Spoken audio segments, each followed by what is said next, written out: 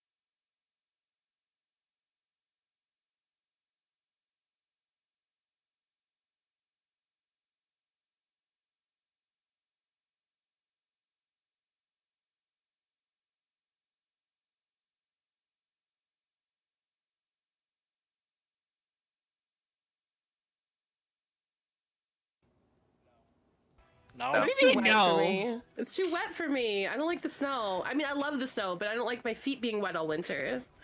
Yeah, that's But, fair. but Boots. snow means you get to be by the fireplace and have a Oh. nice aesthetic outside. That is valid. Mm. You know what? I'll take that back. I'm not rich enough to afford new shoes, okay? I haven't had new shoes in like 4 years, man. Mood. Go outside. Make Oh. someone else go outside. Shoes We are need so to get fucking Pastel expensive. a pair of those like alt Facts. goth, just high heels that go all the way up to the knees. You know what I'm talking about? Huh? Oh God. For the snow?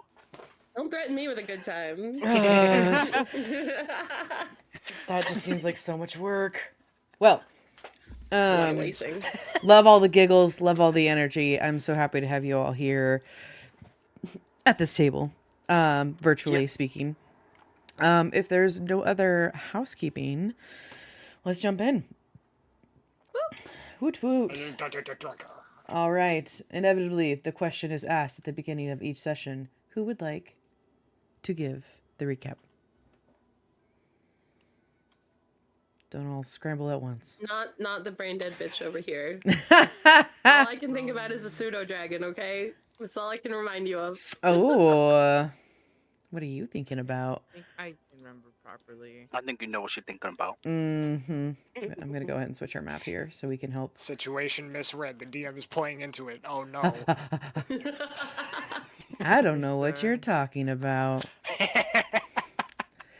Alrighty. Well, No one else wants to jump in from your notes? I mean, I could. Sure. I have my I notes think I sitting can in front of me. I always try to give you guys space because I do think it's important of like what actually your memories remember, if that makes sense. So it helps me as a DM to make sure things translated well. So Yeah. hit me. So starting off with the beginning of last session, we were in the swamp. We were in Talavar's tower. Mm-hmm. We did some insight checks. We did some sleight of foot checks. I don't remember why. And then we started heading towards To get through Telemy the Hill. vines. Mm-hmm. Is that what it was? Big scary vines. Mm-hmm. Period. And then on the way to Telemy Hill, we had a moment for long rest. And we found a campsite or set up a campsite in like a giant like tree trunk is how we described it, but I can't remember if it was exactly a tree trunk.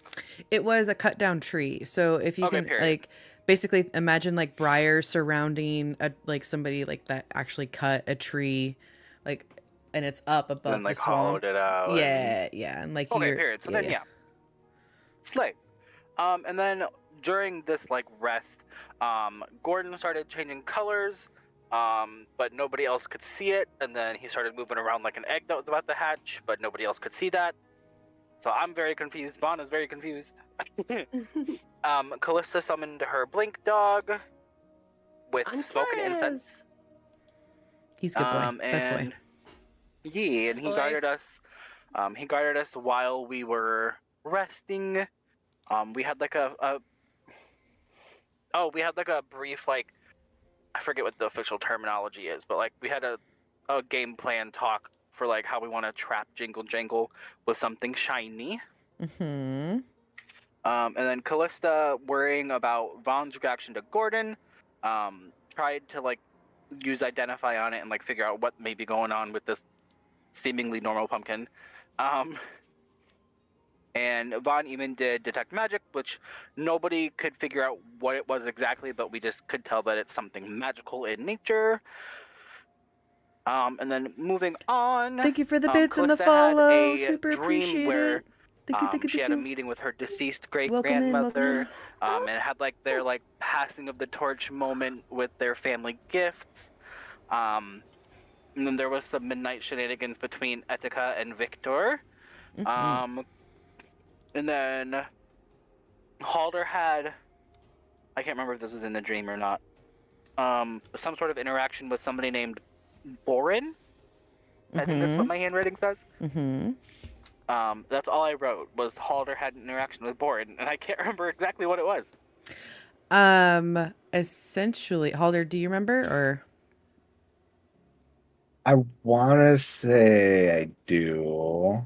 I feel like they were in the mine in his dream, Oh, and didn't then he like fall or something? Yeah, so basically it was like an alternate timeline, if you will, where you guys were on Queensway looking at the stonework.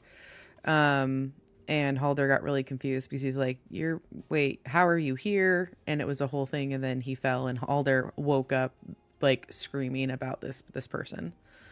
Oh. And everyone kind of was like, oh, and that was like the next day before you guys went into some more shenanigans. Slay. And then the next morning after the long rest, oh my goodness, Callista, thank you Victor, for and the Etika tier 1 went gifted looking for sub. That's food. amazing. Thank you, Victor Willer. and Etika Wow, my ended up getting goodness. stuck in mud. Super duper appreciate it. Welcome Like in. that. Like the fools they are. Thank you so much. And then And that goes to Corndog Kyle, which is actually Halder I in this have group. something here that says the group rejoins after Etika fails, LOL. But I don't know. I'm assuming that's like failed, like saving throws, I think Etika tried to save them, and then the failed. rest of the group caught up, but not Yes. Callista, because Callista went somewhere else. Yeah. Yeah. And then Callista ended up saving. Or wait, did I go back in my notes and adjust later? I forget. But yes, Callista during this like exploration period found some will-o-wisps, which we have named. Hang on, where's my note? Star and Echo. Yeah. And while she's having this interaction with them, a well somewhere in the surrounding area begins to fill, beginning with like a giant burst of water, like a geyser. Mm-hmm. And then once we all regrouped, Callista saved Victor with her floating disc. Halder saved Etika with a rope because it was a natural 20. And then after all of that, the water in the surrounding area began to rapidly rise while we were on our way to Telemy Hill. And then Vaughn carries Callista, and then Victor carries Halder. And then that was that. Mm-hmm. That's what you missed on Glee. So you guys see this map and how there's like different wells. Mm-hmm. That's so like where Callista came and like saw the will-o-wisp. They basically like led her to one of the wells and like talked to her a little bit, or kind of like, because I think there was a little bit of a conversation that happened there, and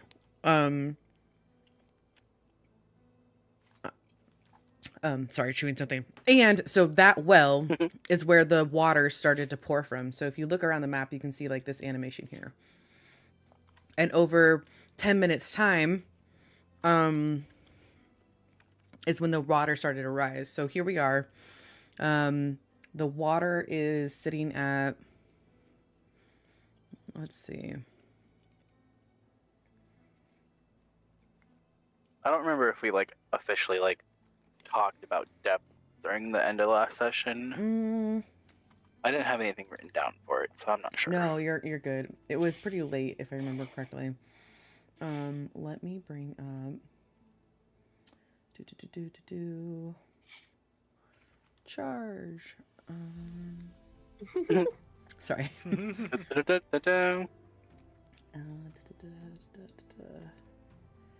Features of Hither. There it is. There we go. Okay. So there are going to be high water features and low water features.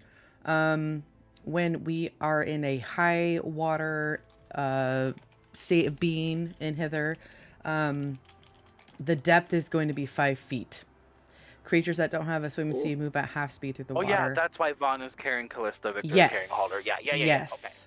Okay. Correct. So right now, I believe Halder and Callista technically need to be carried because they are both under 5 feet. Yeah, it's a foot over Halder's head. This little girl. This little tiny girl. So, I mean, you could makeshift things potentially to help you guys trek through the wilderness, but at this point, your crew would basically be moving at half speed until the water is lowered. Unless you found like a boat or something. Where did we end up where the X is? That is currently where you are. Actually, you know what? For funsies, I'll put you over here next to kind of. I thought we moved at least a little bit. Yeah, because I think you did. We didn't make it far though at all. Nope. Because you guys realized how exhausted you were. You basically stayed up for like 24 hours almost. Before you came into this lovely little land. So, who is going to be carrying Halder? I think it was. I was gonna say we ended up with Victor carrying Halder. And yeah, Vaughn is holding Callista. All right. And Antares, who is still around, is kind of dog paddling around. Cute. Oh my god. For sure. Unless you want to not summon him because he's officially a familiar. It is up to you. You can dismiss him and as an action. Mean, he was with us. He's the only reason we found out the people were in quicksand. So I think it's better to keep him around. All right. Sounds good. That was the only reason we found out is because Antares heard it. Yeah. Good job, Antares. DM Pat said. All right. So, as your group slowly continues to the east, which is the direction you were told by the lovely noble pseudo dragon, I want everybody to go ahead and give me a perception check. Okay. First roll of the evening. Do.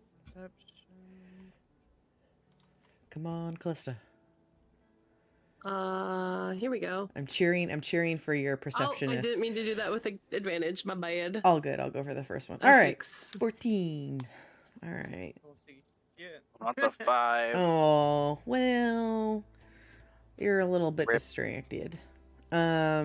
Maybe like you're just really uncomfortable with how like damp everything is. You're having a little bit of sensory overload for like the water and sloshing. Everybody else, I mean, going from quicksand to water would be probably very disorienting. super disoriented.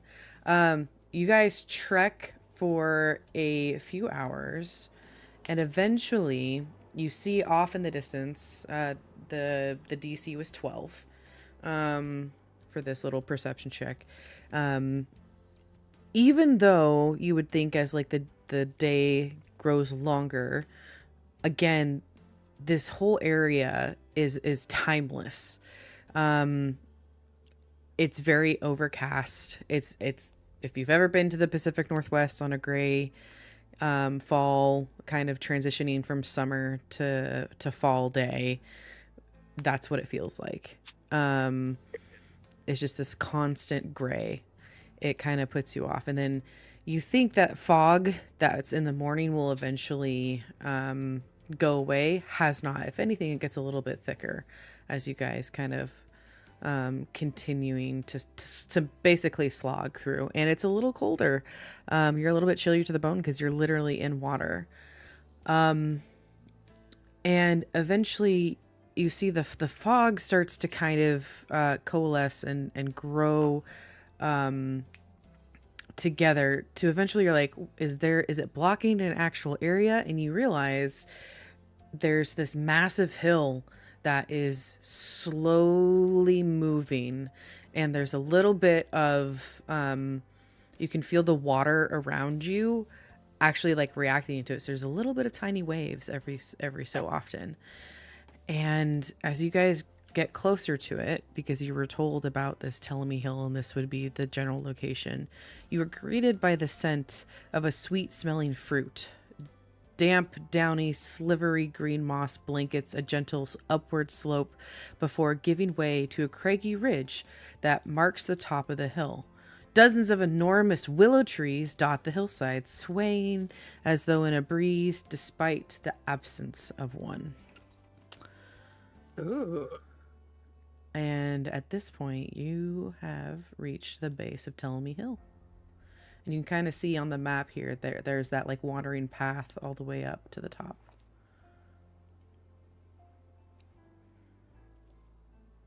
Can I do... I want to say it's perception. Like, I'm assuming that the feet in the image are like legit. So like, I'm assuming this path is like above us. Yeah, somehow. It is. So essentially the fog is actually kind of obscuring it, but the water is kind of lifted above it. So Okay. where the water ends at like the depth, it meets the edge of that route. So you probably would have to does that make sense? Like it's not like Yeah. it's multiple So like, stories at high. this point, the feet are like under the water. Yes. Okay. At this point, I think Callista would yell, "Land ho!" and point at the mountain. She's like riding on top of us. She's captain, okay? Land ho! Callista, Jessica would chuckle. you swear, and that maybe some of the trees seem to wave in your direction as you say that. I would wait to the back.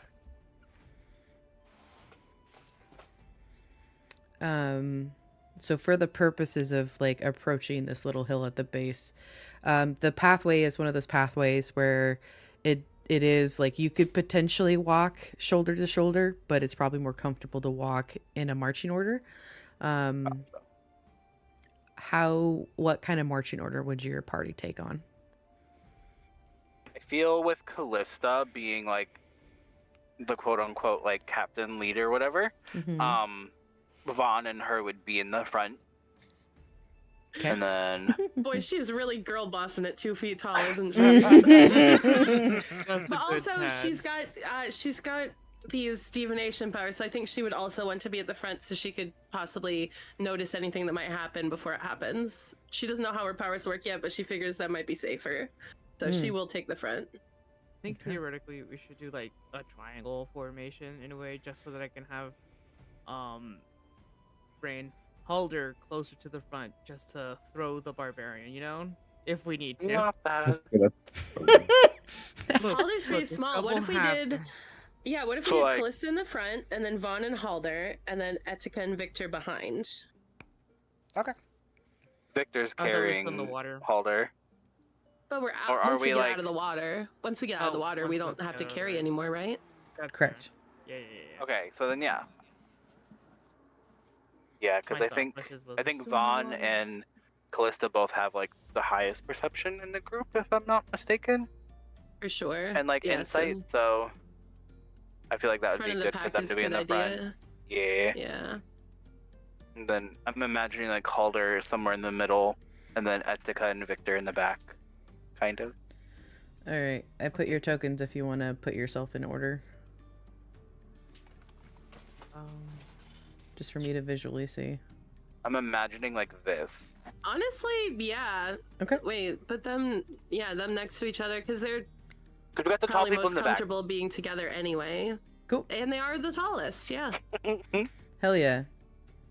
All right. So, as you guys get up to like the base of the hill and you start kind of walking your way, weaving your way through the path, there's a moment where you've probably maybe walked like 30 seconds down this path and you see some of the trees actually begin to shift and sway as out from behind a few you see 3 trees in kind of an opposite formation to your like the triangle that you were kind of describing. Step forward and I'm gonna draw just like a quick shape to show like kind of like this, like an actual tree. So like one's here in front of like actually on you guys, and then like one here, and then the one Okay. and they stand, these guys, they look like to be about 15 to 20 feet tall on average.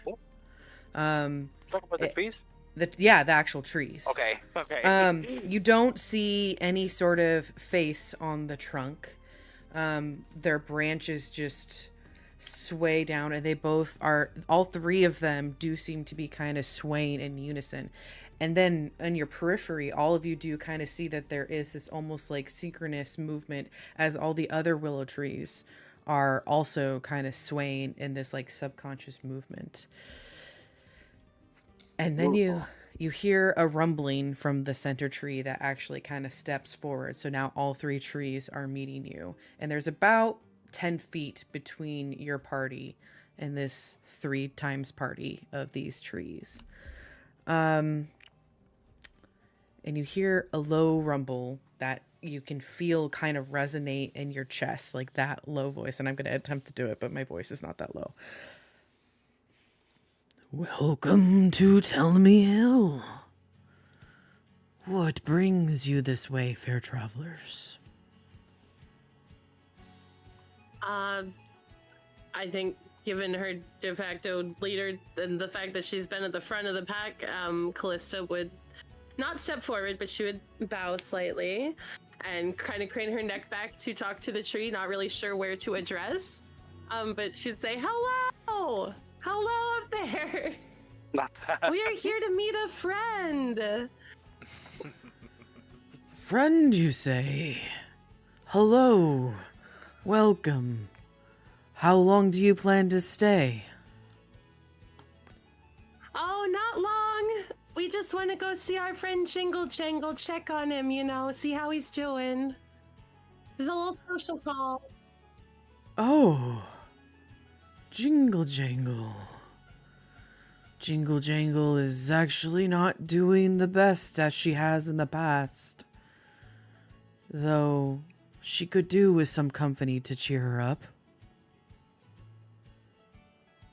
Wouldn't we all? Could you perhaps tell us where to find her? We wouldn't want to get lost in your beautiful mountain. Of course not. If you look behind us and see this winding wayward path going to the tippy top of our hill, there is a keyhole in the side of the mountain that hosts her den. She has not come out in 3 days past. Apparently, she was rooting around for some truffles in the swamp and was attacked and robbed by some brigands. Wait, what are brigands? Brigands. The little bunny rabbits that like kind of made themselves known when you guys fell from the bottom of Queensway, and I think. Oh, okay. Yeah. The ones with the giant snail. Mm-hmm. Gotcha. Mm-hmm. I completely forgot about them. Oh, Etika's Gucci. brow furrows. I think it's what? Etika's brow furrows. Mm. Oh, goodness. I'm so sorry to hear that. We actually think we may have run into the same band of bad bunnies, if it's the same people. I would love to go check on her, though, so we should probably get going. Yes, we do not want to stop you from your travels, Your Majesty. It's not very often we have some royalty. Oh, is my crown showing? Sorry. Try and keep it on the down low, you know. You do not need to apologize. Let us step off the path and we can aid you in meeting Miss Jingle Jangle. Oh, well, you know, we've actually had a really hard journey here through quicksand and water, and maybe it's best we stay on the path for now, just so we don't lose our way. I Of don't course. like the step off the path thought. Sorry. Oh no. Etika Sorry. nods in They agreement. they gonna they help were them. gonna step aside Okay. off the Gotcha. path to allow you guys to pass. Sorry. Oh, okay. I misread that situation. Nope. They were luring us off the path. All good. But to your Not these mo trees, please. they do kind of split apart and step to the side to allow your group passage. Just follow the path and you should be okay. I think she would like curtsy again and say, "Thank you so much. I hope you have a nice day." Like, what else do you say? Let's get out of here. Can I Farewell, do- venerable ones? Can I do an insight check on these trees? Yeah. Go ahead. Oh, fuck, so that was close almost to a a 20. 20. So close. You know, you're used to having like human-like faces, but they just seem to be just kind of stoically there. They stepped off to the side and they're just kind of swaying. Again, it's almost kind of eerie because there is no wind. But the path is yours to take, should you wish to take it. Shall we move forward then? Hell yeah. All Bon's right. Alright, let's just kind of go. like looking between the trees and like looking at the group, like kind of skeptically, like almost like in the back of his mind, he's like, "So y'all won't believe me about a pumpkin changing colors, but you'll listen to talking trees." Like, got it, okay. For the You know, record, kind of being like angsty and like moody about the situation, but like still very skeptical about these fucking trees. for the record, Vaughn, I not for a second thought you were lying, but you did not seem yourself. Mhm. I merely take caution. Mhm. That's all it is. Sorry, I Mhm. just Sorry. Nope, I've so missed this. sassy. Yes, I love that. As for talking trees, the truth is, every animal and plant has some voice to say. Bon will just kind of roll his eyes, cross his arms, and keep walking down the path. Perhaps you should give them a listen sometime.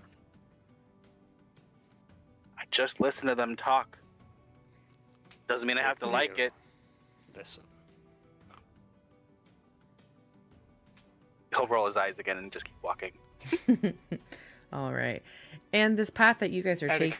Go ahead, Okay. sir. Etika kind of shrugs like, I tried, and keeps walking, with his hands behind his back. All right. What a douche.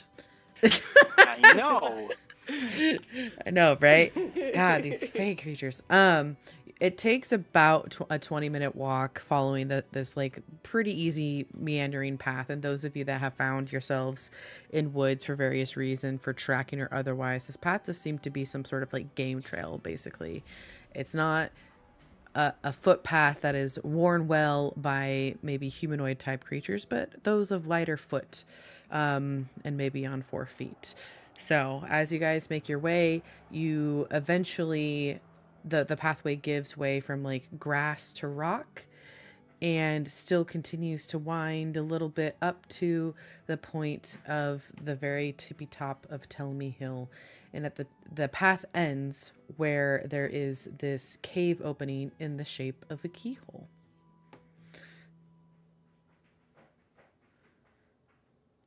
And so your party. Can I do another insight check on this keyhole? Keyhole? I mean, what are you trying to discern as an insight check from an inanimate object that is a... Maybe not insight, but like perception, maybe. Perception? Okay. Just like kind of Yeah. getting like a Trying to see if vibe. it's Go right real. ahead. I think So perception. Yep.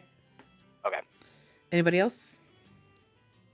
I Oh, kind of you're want to do a joking. perception, but I think that Halder could also do a check on the stone. He is a like special stone skill, right? Mm-hmm. Oh yeah. So he might be able to figure out something we can't. But I'm gonna go ahead and roll perception as well. Sounds good. Wow, Callisto once again, I just... How does this keep happening? the least How... perceptive fucking divination wizard in the world. Aw. She's so Um, clueless. Oh, well, not the only one. Rip. I just can't see at this point. The good old Baldur's Gate perception shuffle, shall I? Oh yeah, so you Yeah. could do an intelligence check to check on the history of the stonework, because Yeah. obviously somebody created that, right? Mm-hmm. Or Hmm? is it natural? I guess that's what you'd be finding out. Basically. Yeah, so if you want to go ahead and use your stone cunning holder, Not you the can roll a 18, history. please. Boom. Not this. So, what, 6? At least Attica noticed something, I hope. Well, you do notice that there is a little bit of light that like goes into the hallway, meaning like there isn't like a weird doorway that is magical that automatically just kind of blocks you from being able to enter. And this light does reveal a worn steps that seem to lead downward. For those of you that have worked or been in spaces that are related to basements, it kind of gives you the sense of like a cellar space potentially.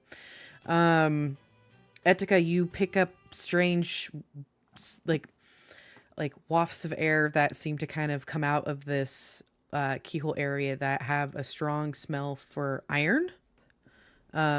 Just on top of kind of at the smell of it. yeah.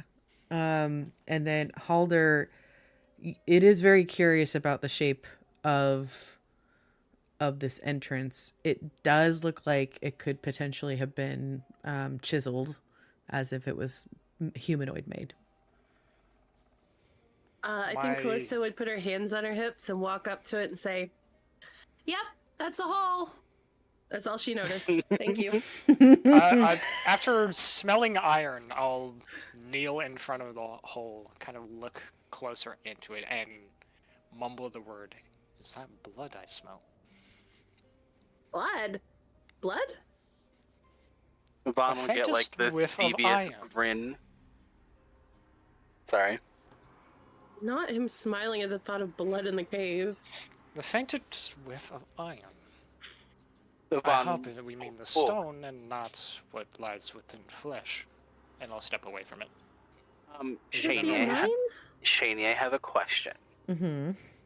If I were to push somebody into something, would that be an athletics check?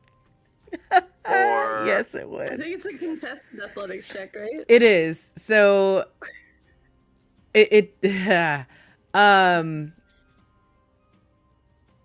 so what I would typically do is basically try at least to see if you are able to surprise the person. But if you're trying to push somebody yes, it would be athletics, and the other person would contest it with either athletics or acrobatics. We can just make it easy Okay. that way. So who are you trying to push? I want Vaughn to try to push Etika into the hole. Okay. They're such frenemies. I love that. All right, so go ahead, Vaughn, roll athletics. And Etika, please either choose acrobat or athletics. Am I allowed to use Bardic Inspiration on this? Yes, you are. Of course you are. Hang on. If that's If- the case, let me try this again. Or wait, I forget how that works. Hang on. You would roll a You add a d6. Oh, okay. So then that might 3 a god. And I then don't think it's It- possible. I don't think it's possible. Yeah. Because maths. Okay. Yeah, the highest I could get would So be a 9. So how yeah. how would you have attempted to? Oh, that was bad. You're so screwed. Okay, so Etika is like looking down this hole. I imagine with like his hand still like behind his back. Vaughn comes up behind him with this like evil kind of grin of like mischief. How do you like paint the picture for me? Are you just like shoving him on the shoulders? Are you like tripping him? Like what are you attempting? So the way I imagined this was while he was like looking inside, Mhm. Vaughn would just kind of like come up behind him and just like push with both hands, and like to like So- knock him in. That's how I imagined it. Okay. I can't go much further than No, that. that's totally fine. So you go up to push him on it, and then he seems like a stone column, and you end up slipping on some loose rocks onto your knees, and you hear a thunk, and Etika, you look behind you at Vaughn, who very clearly just attempted to push you down into the hole. I'm going to slowly about face turn, just look down at him, and just say, "Really?" Vaughn will quickly like get up, kind of brush As he himself tries off. to get up, can I put my boot on his chest? Oh, not that. Oh. Sure. Spicy. Oh, shit. And I'll just slowly lean down to get in your face. And just give you 2 raised eyebrows as I look at you for a good 10 seconds. Expectantly. Vaughn just like sticks his tongue out at him. I slowly stand back up and walk back towards the hole. All Vaughn will right. just get up casually, like brush himself off, and like try to pretend like nothing happened. As I was saying, I feel the slightest whiff of iron, and while I hope it is the stone, it may very well be blood.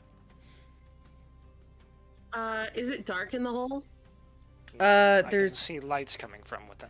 yeah, a little bit. I would say if you're looking down the the worn staircase does kind of curve around, and then you do see like the faint glow of some sort of candlelight from below. Candlelights and Iron smell steps aside. downward. Iron smell aside, it looks like there's someone in there. I see candlelight. So, like, maybe we should. I don't know. How do you knock on an open door? Do we just go in? I could send an unseen servant in. Oh, hey, wanna that'd be turn kind of cool. towards- They can do small messages, right? I'll turn towards the I don't tiefling. Think Shout. so? If they can't speak, we shouldn't send a ghost in there. That'd scare them Yeah, more. hang on.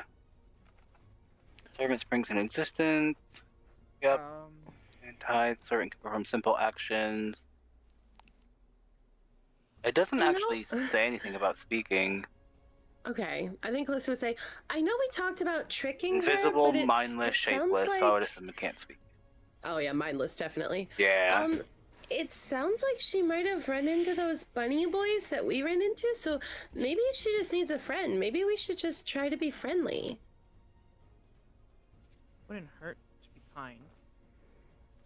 Hey, Victor, I like the cut of your jib. See, Victor's on board. Can we go be nice?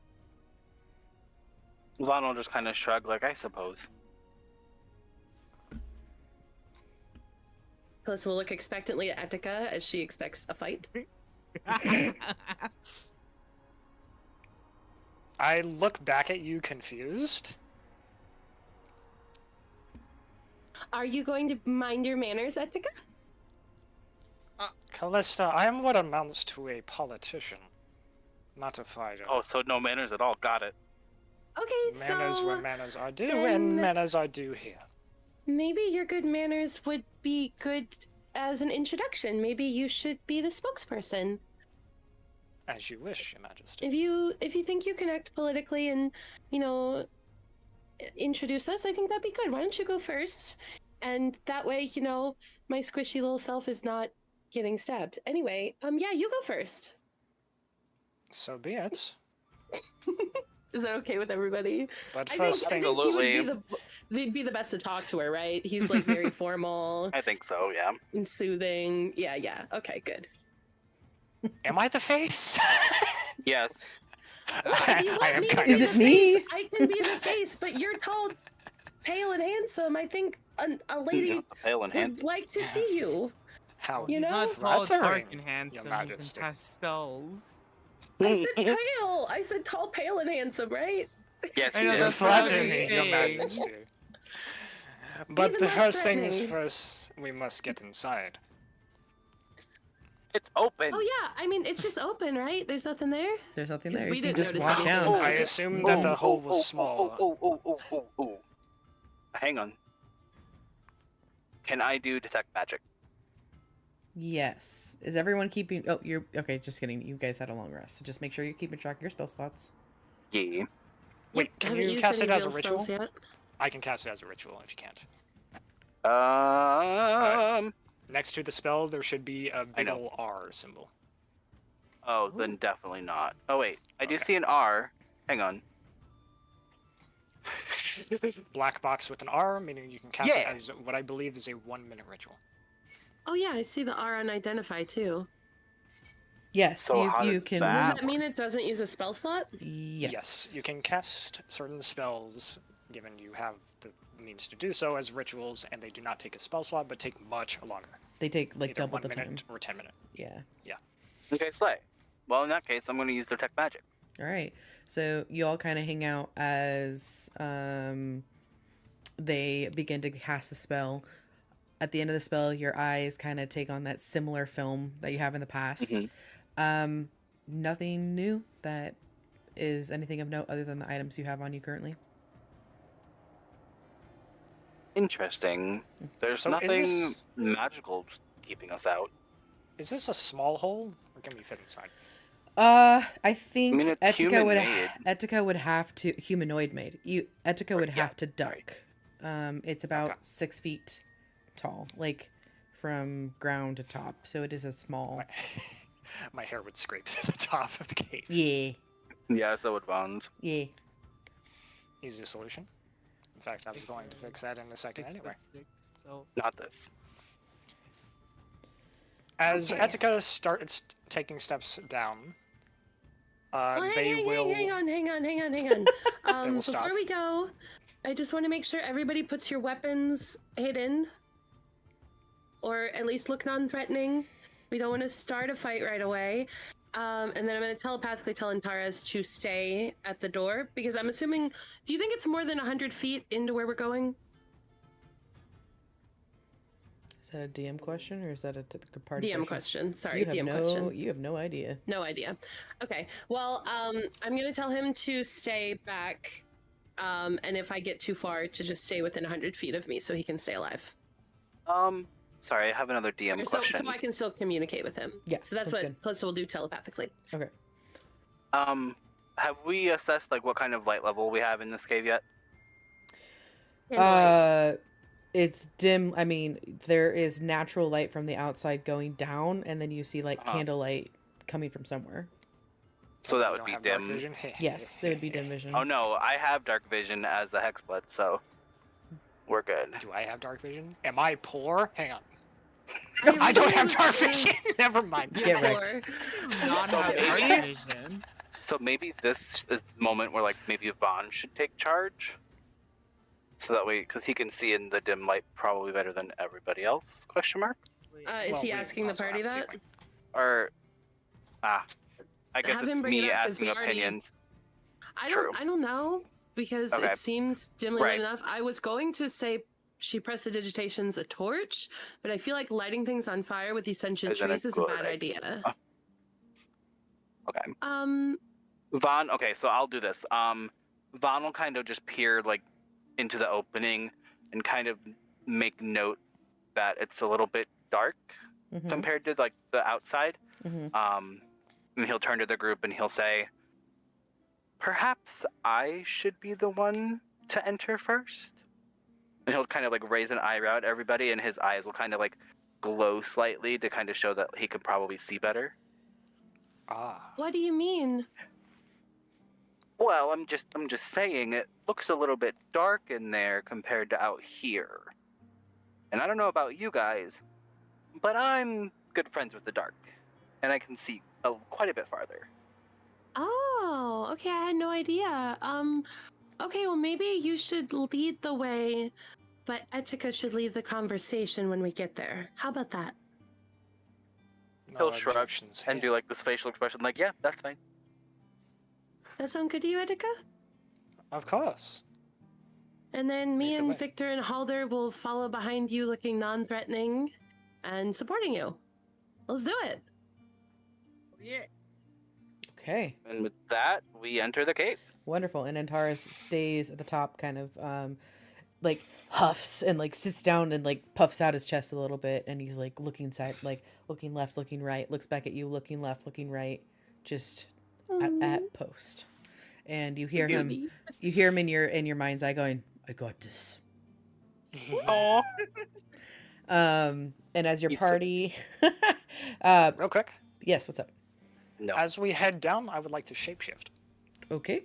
Oh. I would like to get a few inches shorter as my face kind of scales flip over into a more fair tone Okay, Mystique. as I look more elven now, though with the Okay. same clothes. I'm picturing like as your party is going down these like worn steps, a long shadow is cast, and you see the long shadow slowly shrink, to show the effect of like your shapeshift a little bit.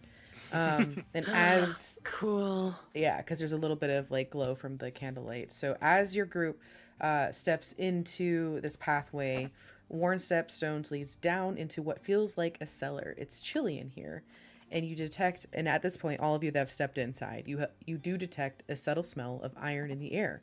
From a distant spot within the chamber, sputtering candles illuminate a multitude of keys dangling from taut strings that crisscross the walls.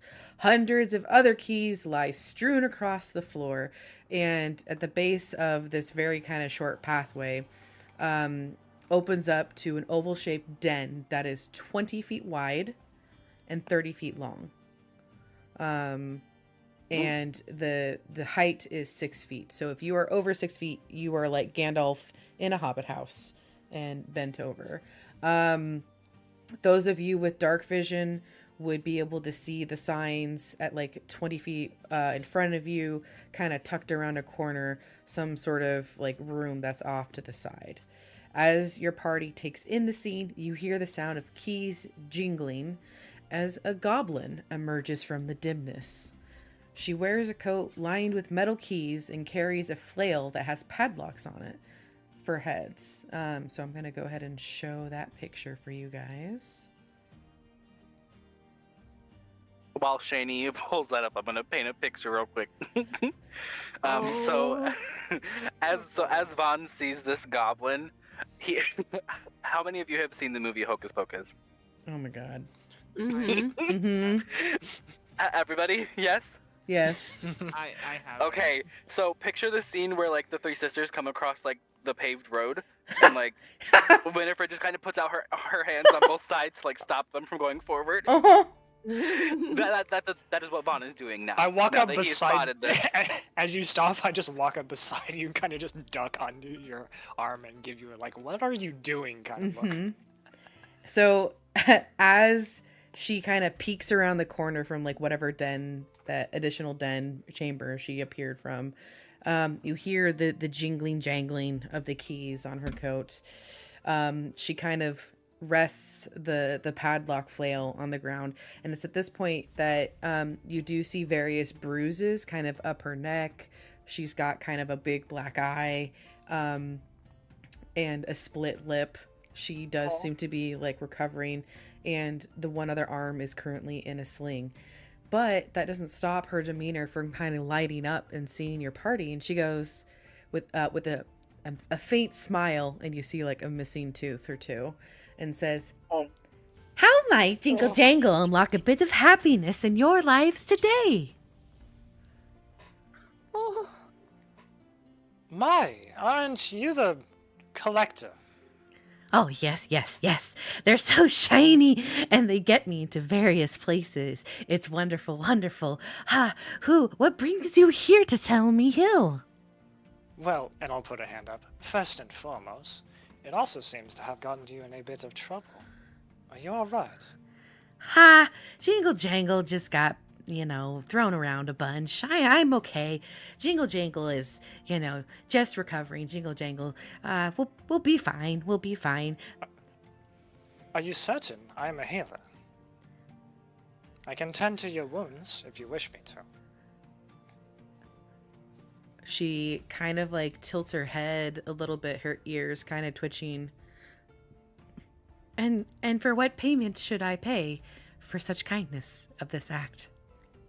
Etika smiles, realizing that Jingle Jangle knows how it works around here. Just the answering of a few questions, for now. Oh, I can do that. I can answer. Jingle Jangle can answer some questions. Yes, yes. If you are honest and true with the healing, Jingle Jangle would definitely take that.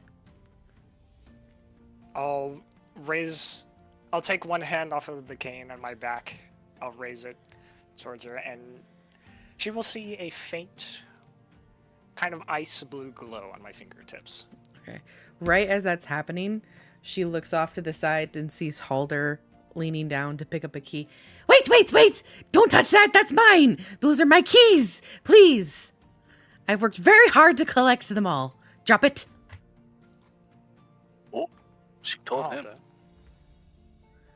Holder drops it real quick and just stands back up like he didn't do anything. Guests. We are guests here. Hold on.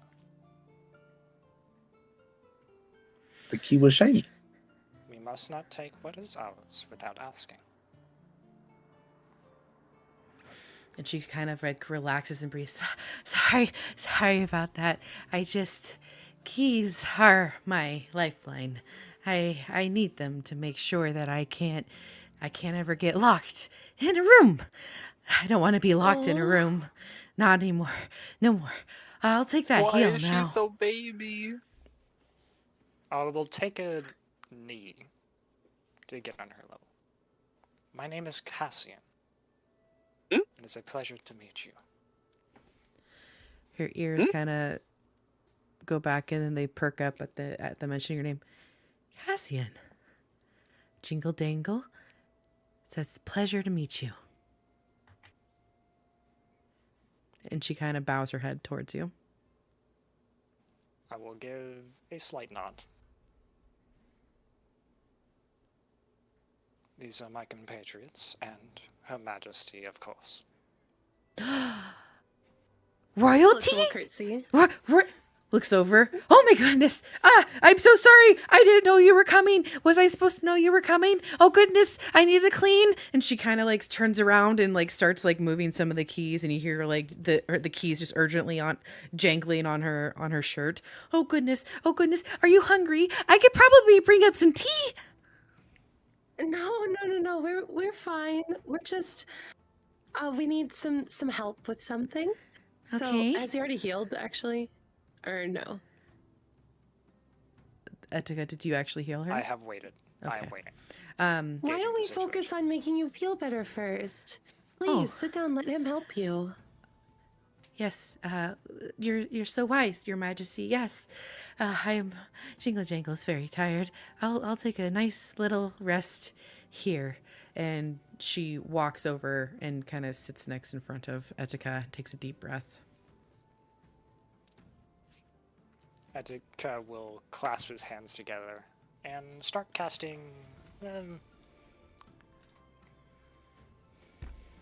We'll just start with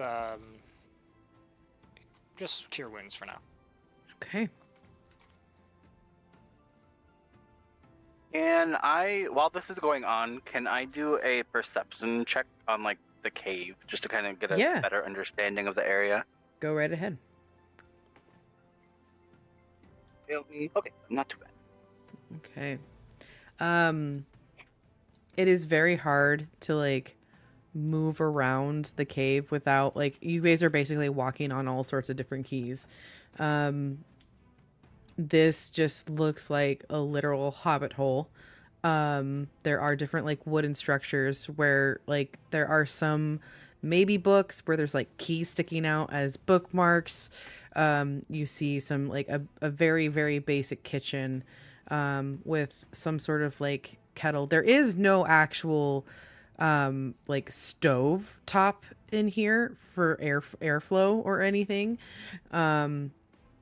You get the sense that maybe Jingle Jangle doesn't need a running fire to be able to cook what she's making. But it is just like, if you can imagine keys just like sticking out of cups, sticking like acting as like forks or spoons, like Keys it's just is the keys. theme. Keys is the thing. Gotcha. And with Okay. Key wallpaper. Okay, follow-up question then. Uh-huh. Is the kitchen area behind where Jingle Jangle is standing? Yes. Okay, perfect. In that case, Vaughn is going to start walking towards this kitchen section. Okay. While Etika's doing his thing with her. And he will announce, how do I want to phrase this? If you don't mind, I can make some tea while this one does its thing. Black for me, please. Well, if you can find your way, that would be quite appreciated. There is a bucket full of some water. I've gone through about half of it. Excellent. And he'll start walking towards the kitchen behind them. Awesome. Basically, it is like a one-room apartment, but it is just like a little sectioned off. Gotcha. Etika, what does your healing magic look like? Can you remind me? It is, after clasping my hands together, she will see my fingertips glow blue before stretching into my palm in kind of like this swirling rune. And as I go over each individual wound, it is a soft warm, like being hugged. Jingle Jangle's ears kind of go flat before they kind of lift up a little at the warmth, and you see her smile, and those of you watching kind of see that warmth go throughout her little goblin self, and seems to almost wash away any of the bruises. And she does seem to take a deep breath. Those ribs were really bothering me. Thank you. Oh, Jingle Jangle is... They were broken by blunt force. Who wronged you? Well, That's my first question. Jingle Jangle was digging for truffles in the swamp when a bunch of harnagons leapt out from behind the reeds and shrubbery. They took Jingle Jangle's truffles, threw Jingle down in the mud, and just whacked Jingle Jangle a lot with their wooden clubs. I think Callista's little ears would kind of droop over her face a little bit sadly because she thinks about the fact that it's, her species that did this to him, and she'll say, I'm so sorry those herringons hurt you. I promise you they're not my people. They attacked us too. It was really scary. They are causing a lot of problems, not just to Jingle Jangle in the area. It's that dang Agdon's long scarf who's their leader. Just thinks they can just waltz around the swamp and just take what they want. Jingle Jangle misses the truffles that I found. Did they steal them? They did. It's one of Jingle Jangle's most favorite snacks. Oh, that won't do. It won't do indeed. I vow to uphold our second tradition as fact. I will right these wrongs. Do you do that for Jingle Jangle? course. It is my duty.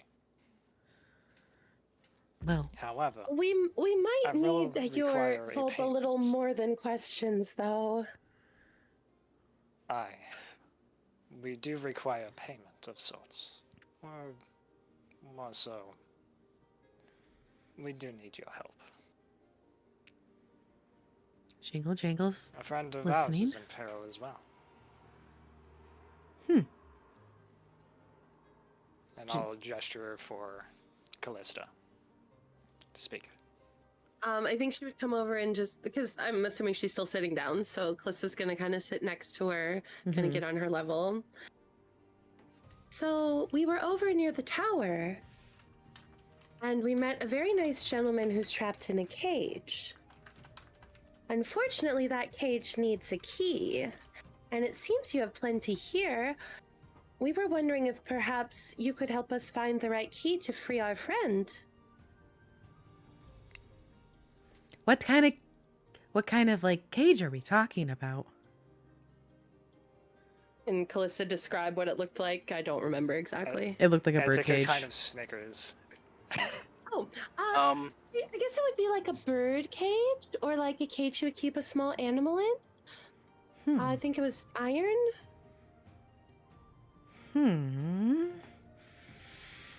Interesting. Huh. Jingle Jangle. Give Jingle Jangle a moment. Maybe I can go and find something that might work. Yes, I think I might have something that might work. Please do not strain yourself. No strain is needed for Jingle Jangle. You healed me just fine. Good as new, Jingle Jangle is. See? And she kind of does a little dance. I can't fix broken ribs, please. I mean, you just did. What are you talking about? I shrug. Well, is your friend almost done with the tea over there? How much time do I have? Is this a time thing? Jingle Jangle needs to know. Vaughn will look down at the bucket that he just dropped and then look back up at Jingle Jangle from behind. And then he'll just kind of shrug with his hands up. Quite all right, quite all right. All right, so, birdcage. Something made of iron, you say. Yes. Well, wait. Who's in this? Who was in the birdcage? Atticus Snickers again. I don't think that was part of our bargain. Now, was it, Jingle Jangle? Vaughn's eyes go wide as he looks at between Etika and Callista Answering that question will cost you one in return.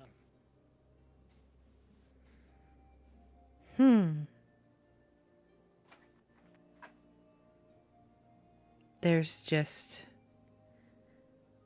not a lot of bird cages that exist out there, especially here. Why do you ask?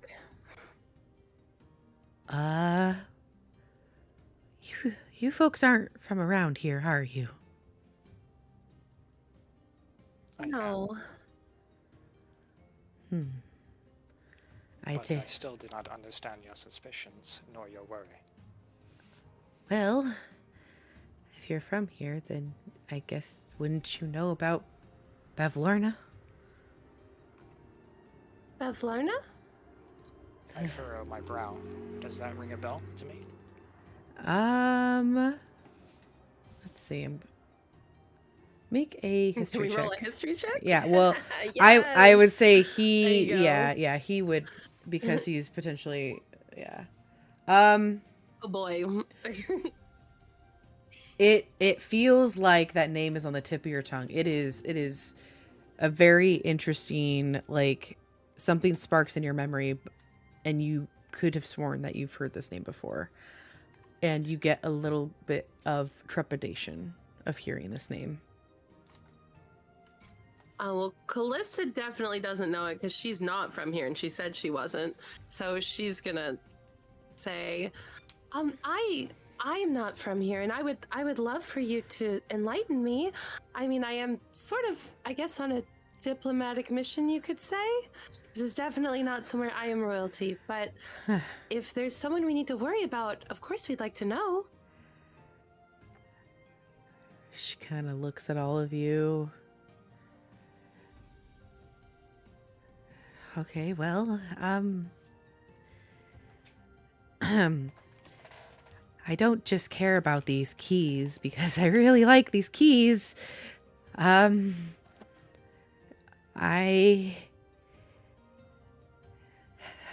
Well, as you can tell, we're kind of doing our own little dance here. We care about the way we say things and the information that we're sharing.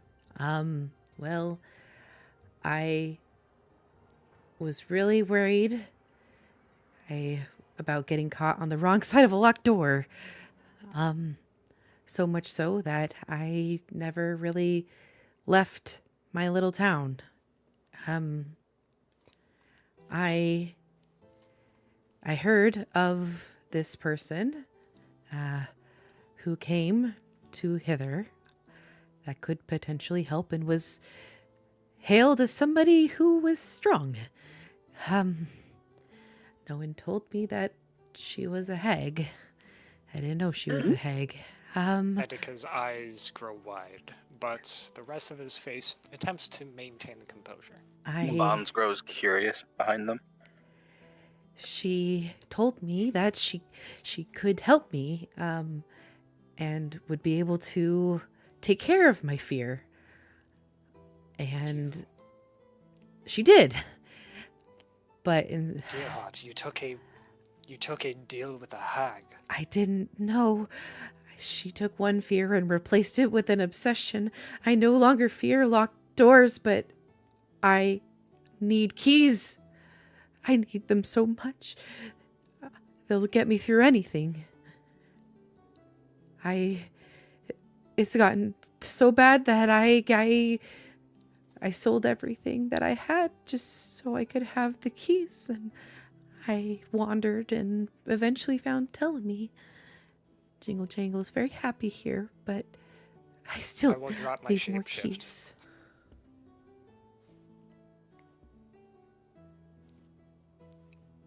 All of the scales shift back to white. Oh, And you'll see that a tear runs down the side of my face. you don't need to cry for Jingle Jangle. I'm still okay. I'm not locked behind a door.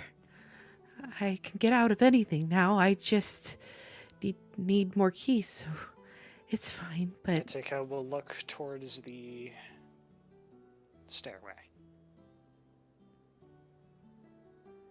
And yet you hide. I live here. I got beat up and I needed to lick my wounds. But that's who Pavlorna is. Pavlorna has since ruled these lands. I will place a finger over her lips. Whisper that name from now on. She keeps people in bird cages. Ones who have wronged her. Well, I can assure you that if the person we're saving was captured by her, he's no longer in her clutches. He, in fact, escaped, and we came across him on our travels, and we just really want to help him. And I promise that nothing we do will bring anything back on you. We just really need help getting him out of that cage. I mean, you know how horrible it would be to be locked inside, all alone. Yes. No idea when you'll be able to get out. So bad. You must be terrified. He needs out. I don't want Bev. I don't want her. Jingle Jangle doesn't want her to trace back here. She'll put Jingle Jangle away. This is so sad. Real quick. Mm-hmm.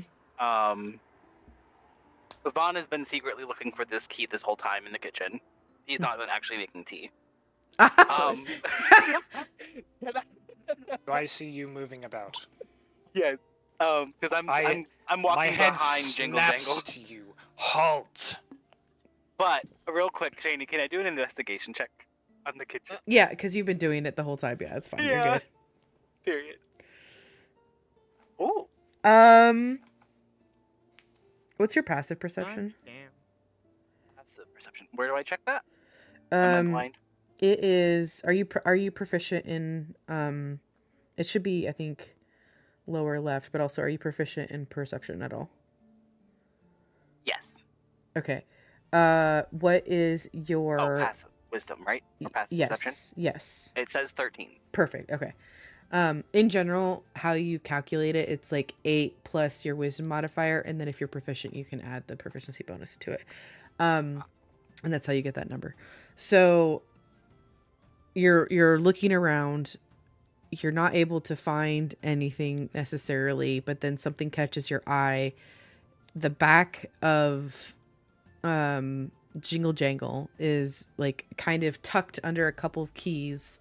You see what looks like to be the sheen of a silver key that kind of stands out among the rest. Repeat where it was again? On the back of Jingle Jangle's jacket, where she has a bunch of Okay. keys that are like sewn into. Here, I'll show this again if you can see the. Yeah, I'm looking at her picture. I'm just trying to like think of what I want to do next. Okay. In that case, as Etika's like eyeing him, like trying to get him to stop, he points at Jingle Jangle's back, and maybe I need to do a performance check for this, but he'll like mouth like "ee," and he'll be pointing and like twisting his hand as if he were using a key, like and like the expression of like he's onto something. Mm-hmm.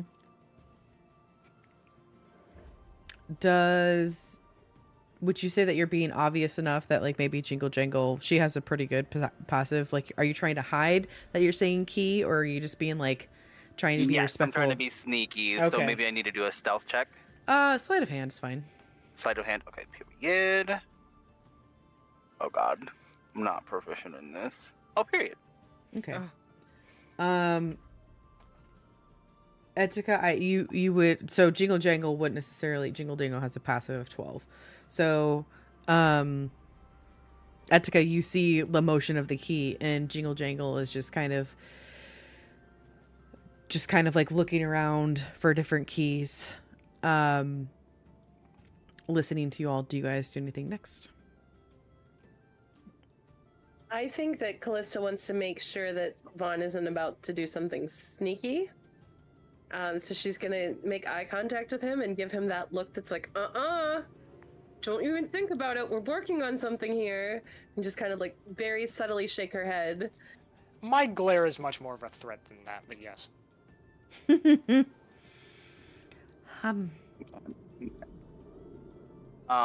Vaughn just kind of like rolls his eyes, like throws his hands up in the air, and then crosses his arms, and, like just stands there watching them. I'm going to If we point have behind to, me. we will, but like... I'm going to point to you, and then I'm going to point behind me. He's gonna shake his head. Doggy, sit, and stay. Hang on. I'm looking for something. Hang on. Speaking of doggy, Callista's gonna take this moment to check in with Antares and make sure there's nothing weird going on. The tree's really pretty. Okay, fair enough. Okay, this might be a little bit aggressive, but can I use dissonant whispers on Etika? That Oh is my damage. god, that is really aggressive. That's like a, yeah. On a failed. Oh wait, hang on. Yeah, hang on. I'll put That's it in like chat. a ear bleeding or blood out the ear kind of Damn. Racking it with terrible pain? What the fuck's You're basically sending whispers via in a migraine, like it's pretty bad. That's why. So that can bring me to critical. I don't wanna- I I'm don't not wanna letting use that slide hacks on if you do him. that. I don't wanna will use say, hacks on him. I will say, you In guys. that case, can I do like minor illusion and like throw like a fake pebble at him or something? For sure. That can happen, Okay, yeah. period. We're gonna do that. Okay. We're gonna do that then. It's at that moment that the pebble kind of goes through, like, Jingle Jangle, like, turns around, kind of catching your own movement at this point, and something catches her own eye, and she goes, "That's right! That's right! Okay, wait, you said that you found somebody encaged by... Wait, hold on. And she starts, like, looking around herself, and then eventually she kind of puts her arm on her back and she starts, like, feeling through the different keys before she finds one and pulls it around. I think this should work. Yes, if you promise to get revenge for Jingle Jangle against those gosh darn brigands, I will gift you. I do nothing for revenge. Oh. I do many things for justice. Wrong word. Jingle Jangle meant justice. And justice for Jingle Jangle. Mm-hmm. I betroth you said key. Callista will take it from her and bow her head and say, "Thank you so much. I know that you lost a lot of truffles in your altercation. Would maybe some of these help for now?" And hand her like 2 of the mushrooms that she got from the cave. Those look amazing! Jingle Jangle would definitely eat them. This is going to last me a few days, definitely, at least. Oh my goodness. Thank you, Your Majesty. I will treasure these and I will eat them gladly. No, thank you. You've helped our friends so much, and it's good to know that we have a friend in Ptolemy Hill if we ever need one. You all, I have not experienced such kindness, Jingle Jangle. So happy. You've made me so happy. It's just... Jingle Jangle's gone through a really rough patch recently, and Jingle Jangle really appreciates it. You'll need to know this. Agdon Longscarf wears a bright blue scarf, and Agdon moves as fast as lightning. If you head to Brigand's Tollway, that's your best bet in coming across Agdon. He is the one who is telling everybody to go around and take everybody's truffles. We can't have it. I love her. She's so baby. I love it. Brigand's Tollway is a Thieves series. have no place in the wilds. Gosh, Jan, right? It's stupid. And It's I'll about taking look everything. directly at Vaughn. Oh, Oh. Wait, what did you say? I missed this. Wait a second. thieves have no place in the wilds. She He'll doesn't. just roll his eyes. Jingle Jangle doesn't clock it. She continues to talk. She says, Brigand's Tollway is a series of old wooden catwalks that circle a giant tree stump. The brigands camp atop the stump because it gives them the advantage of a high ground. If you need a guide to get to Brigand's Tollway, your best guide is going to be this pincer-clawed scarecrow named Clapperclaw. Clapperclaw hangs around Downfall, and Clapperclaw knows the way, honestly, through many different places, including the next realm over thither. That one is ruled by another hag by the name of Granny Nightshade. Okay, Granny. I have definitely learned my lesson to not, to stay away from as many hags as possible. So after being fooled, I want to share my knowledge with you all. There's And more than one, and they rule sections of the Feywilds. that's as much as I know. Yes, at least 2 does. Callista will clasp her little paws around her hands and say, "Thank you so much for your kind and wise counsel. You have been such a great help to us. I hope you find so many keys. Jingle Jangle thanks you. Jingle Jangle really wants more keys too. And I think we should go. Before we do depart, I do believe Victor would give her a big hug before they leave. Aw. She gladly gives you all different hugs if you want to give her hugs. Vaughn does not reach for a hug. Okay. Oh, Callista's getting a hell of a hug. Hell yeah. She Probably get a better, proper hug than anyone else. So hugs given as your party departs this little cave. You can hear the clinking as it seems Jingle Jangle is now counting her keys and organizing them in whatever which way she sees fit. Can I watch the party step ahead, staying behind for just a moment? Sure. Sure.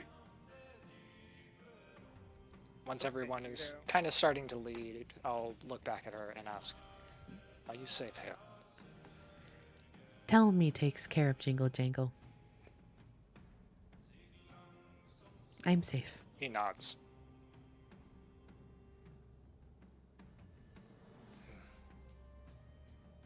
May the lady of these forests protect you as well. And you. Till we She meet does. again. Indeed.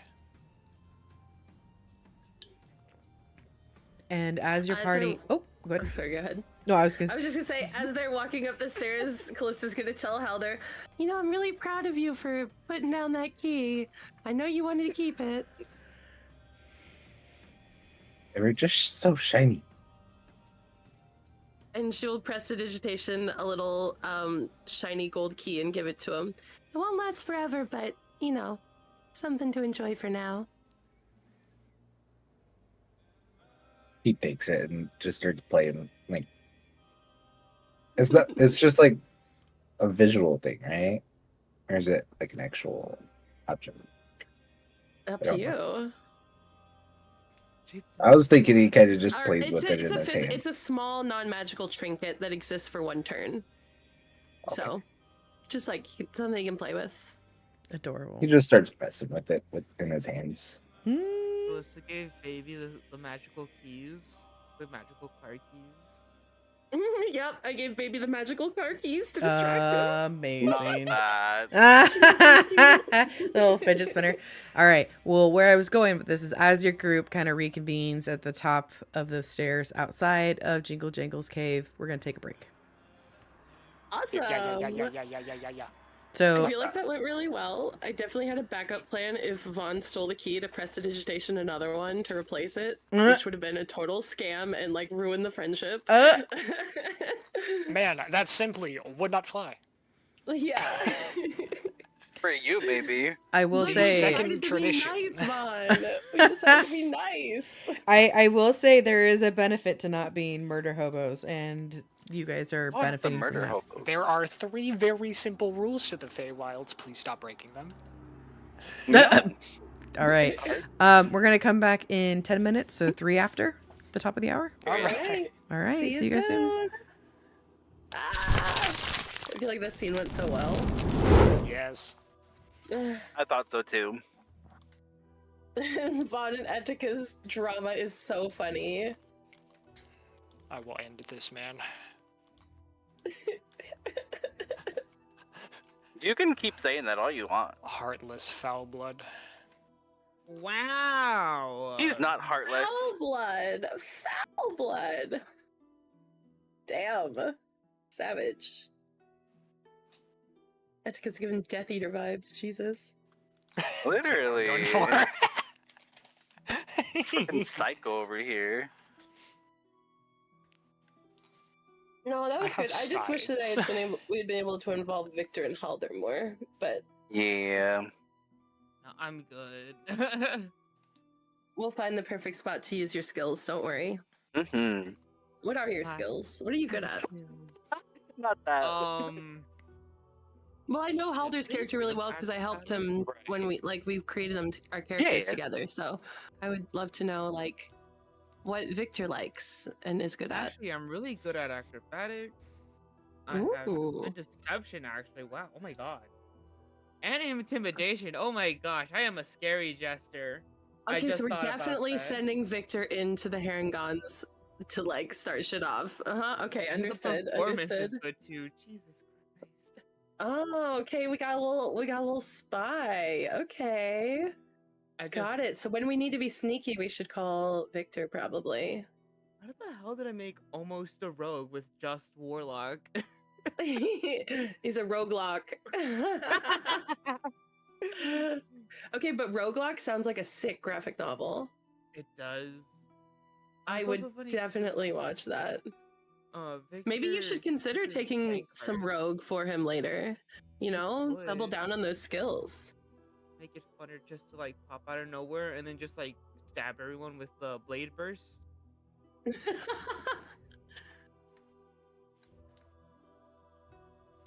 But yeah, no, I want to try and make sure everybody gets to do all their cool shit. So Oh yeah. I did only allow Victor to like give the big hug though, just because I was like, oh my gosh, trauma. Yeah. Victor feels Wow. like that kind of person, you know. Like he literally held Callista's hand the first day they met just because she wanted to. Like he's so sweet. It's his whole morality. It's I'll just make you happy, just cause why wouldn't I? What's the Oh, point of being not happy? yeah, right. I mean, well, Callista's whole thing is she cannot suffer, or she cannot allow a creature to suffer. So whenever sees somebody like hurt or wronged, she's immediately like, yes. That's why she's totally down with going after those bad bunnies. I love murder for helping others. Look, none of them are completely good characters, right? Or is Callista good? I can't remember. Let me check. I think she's neutral. Neutral good. Okay. Okay. So I she will does keep err that on in the side of good. But she likes to bring a little of warmth and tranquility of home with her wherever she goes. Good music makes her weep like a baby. She doesn't believe any creature should be made to suffer. Trusted friend is the most important thing in the multiverse to her. And she's always changing her mind. Well, almost always. That's her flaw. But that's why she'll refer to people that she hasn't even met as friends. Like she just thinks everybody's a friend, or she wants them to be. She's very a little naive, but you know. I mean, the thought process of everyone is friend until they choose not to be is a good process, though. Yeah. Where did I write down my important roles? Actually, let me make sure I know where these are. I got my boon. Fuck. Where did I write down my important roles? I don't think I wrote them. I must have written them somewhere. They might still be in the chat.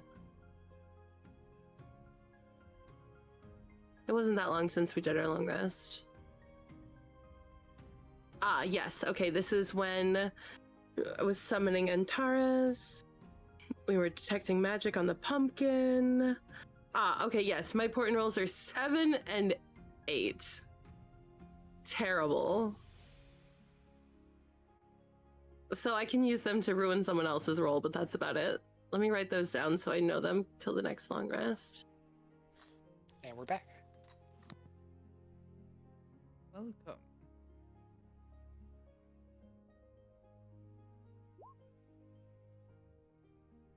Oh, you have Sanctuary? Oh, whoops. I do have Sanctuary. Hell yeah. That's a very helpful spell.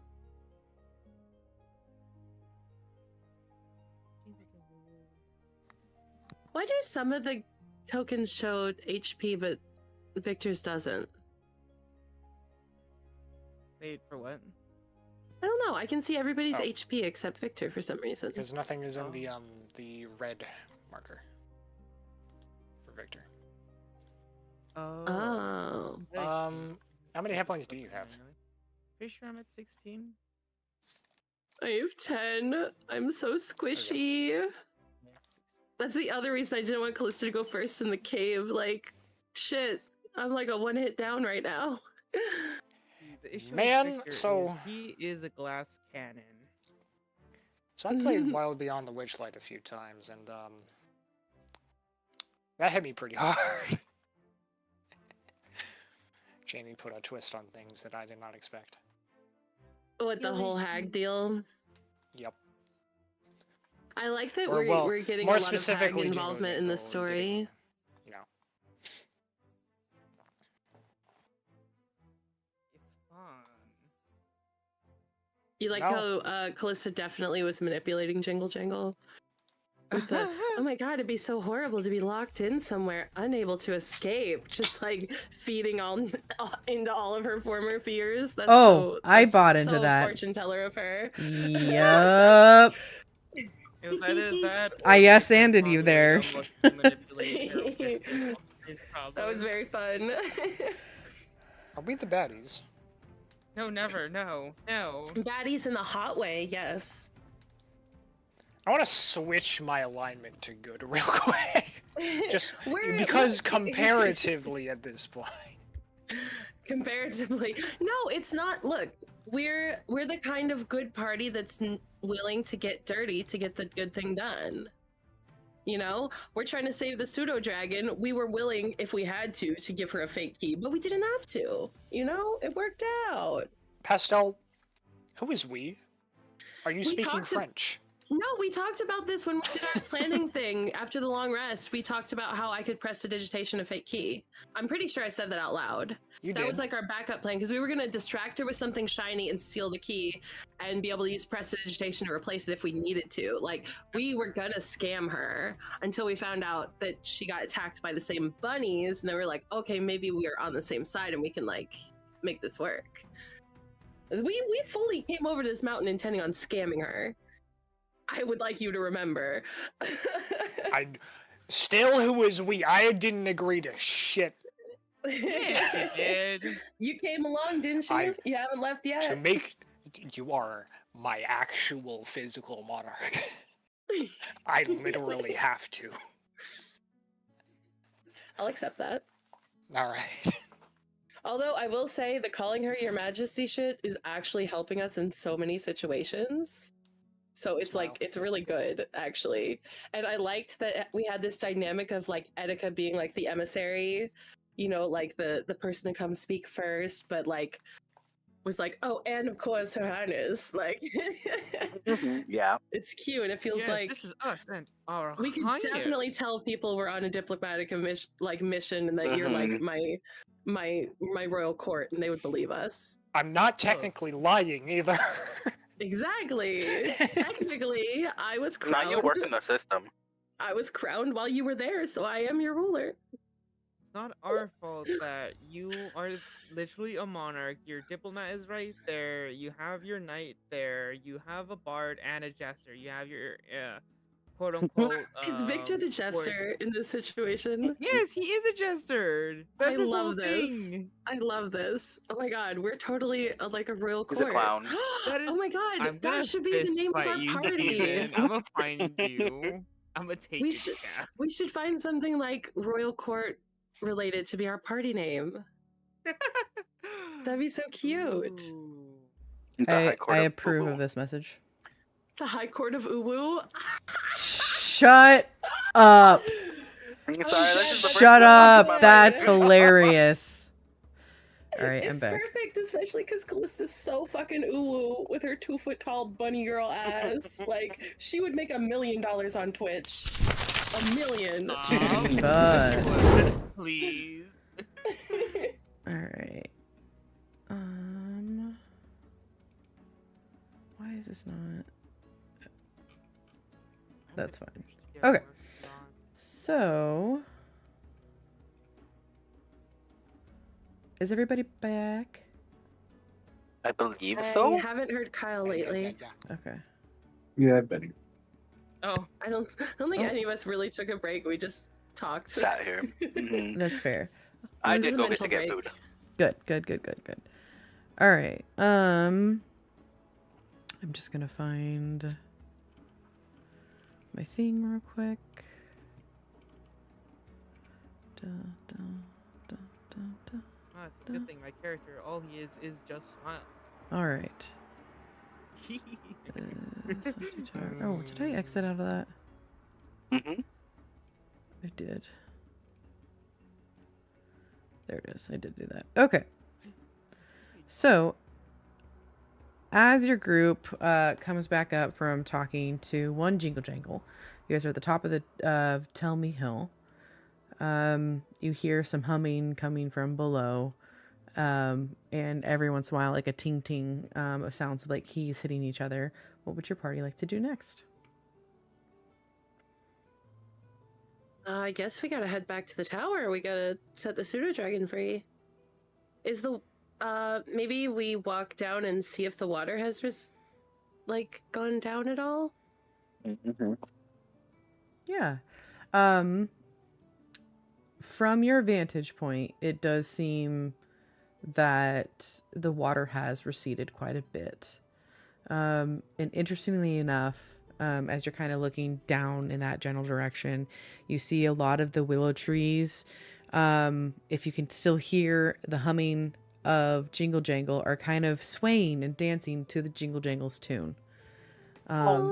In happiness. And as your group makes it their way down further to the base of Tell Me Hill, multiple awoken trees actually kind of just escort your group in happiness.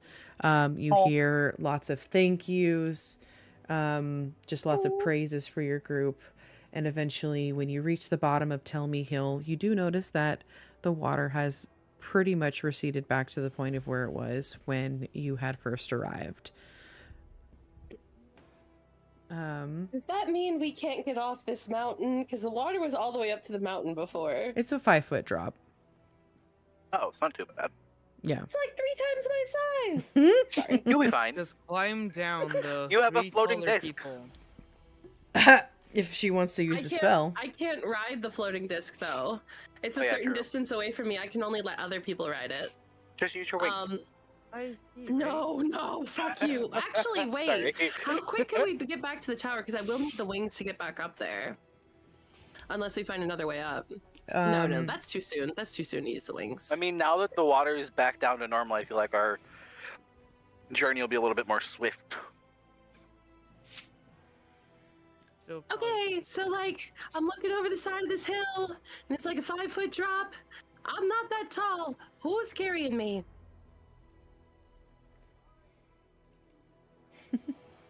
Don't all jump at Fine. once. You said jump? I'll Okay. hold my hands out. Atsuko, you go first.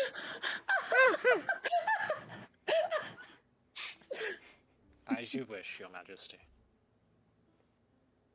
Okay, she'll climb up on his shoulders. Mm, Thank you. It's piggyback right are time. you sure you want to do that? Remember what happened last time he jumped off of something? Oh, while we're at it, Vaughn, attempt to put another hand on my back and I'll break your wrist. And I'll start walking away. Okay, boys. Okay, let's just get off this hill. I knew I should have cursed him when I had the chance.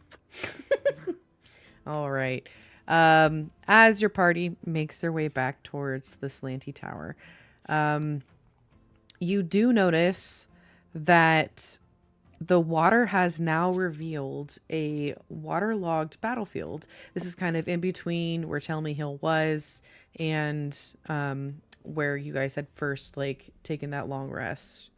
And I would say it probably took about an hour's worth. Yeah. Thereabouts. That's fine. Yeah, totally. Looking around, you see that there are just rusted armor left and right. You haven't entered the battlefield.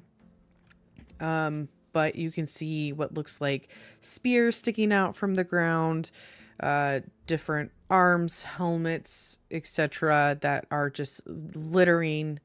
And some of the armor that is above the water, not necessarily waterlogged, has maybe kind of kept okay, but anything that's sunken into the ground has rusted a lot quicker than any of the other armor and stuff.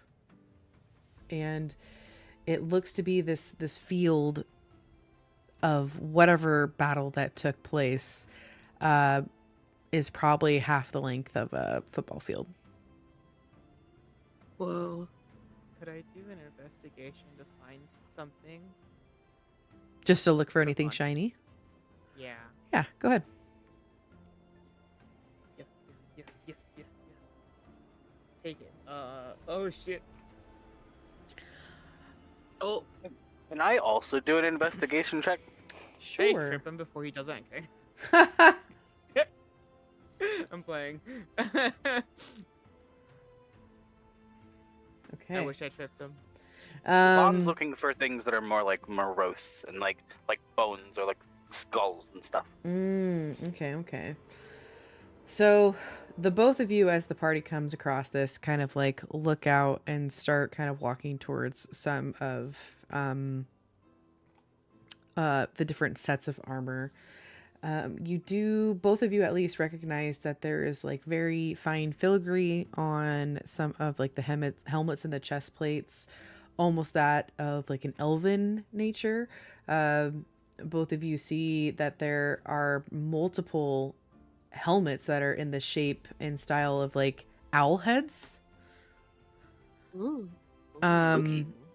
Vaughn, you do kind of look and kick around, and you do notice like there really isn't a lot of clothing or anything. It does seem like whatever was the actual person or persons have long since decayed.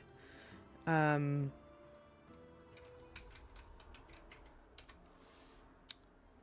me see.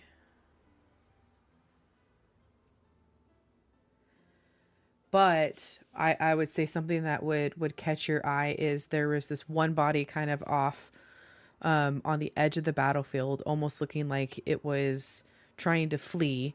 And when you get up and close to it, you notice that it's the bulk of the body, like I would say like is kind of head first in the bog.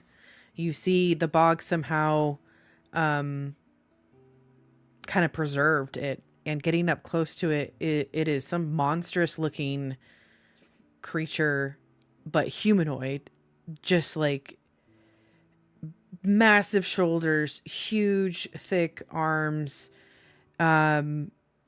Basically the best way I can describe it is like if somebody were trying to ship shape, and this is not me saying it is a werewolf, but like, you know, in transformation images where you see like a human shifting into this like larger than life creature.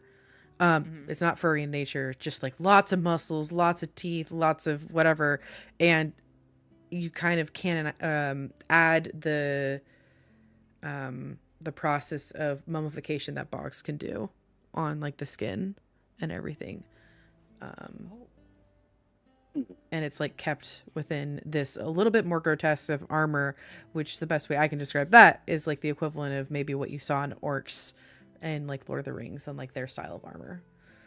So that's kind of like the two parties, is you kind of look up and you start looking across the battlefield. That's what you start seeing is like, okay, clearly elves and maybe some other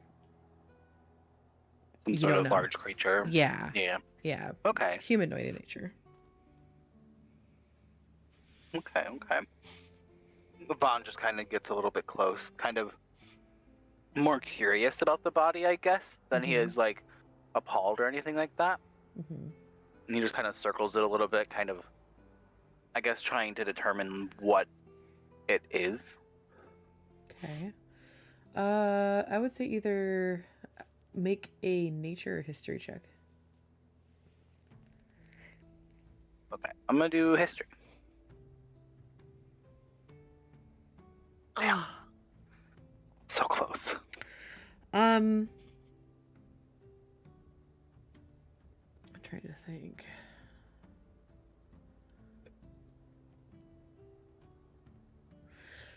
You've heard of the, like, there's this like random memory that comes back to you from oh so long ago. Maybe a random history book that you were looking at, where maybe you were looking at like something to do with giants or something, and but like a more grotesque giant, and the word Fomorian, which I'll spell that in chat for you. Oh, thank you. Yeah, Fomorian. And looking at that kind of triggers that memory. They're basically giant and wicked. They are known to be of giant kind. They are godless formations, and basically their bodies kind of reflect their vile demeanors. Their facial features randomly distributed around their misshapen, warty heads. You have limbs of grossly different sizing. And kind of unlocking this, go ahead and make me another history check, please. Dokali? Yep. Oh. Okay. There's some history there between fey creatures and Fomorians, but you don't remember what.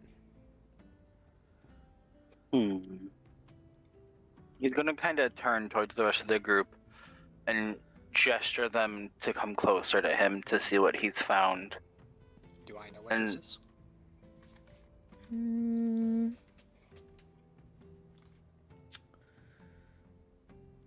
I would say, I mean, because of your history. Hold on, it's loading. There we go.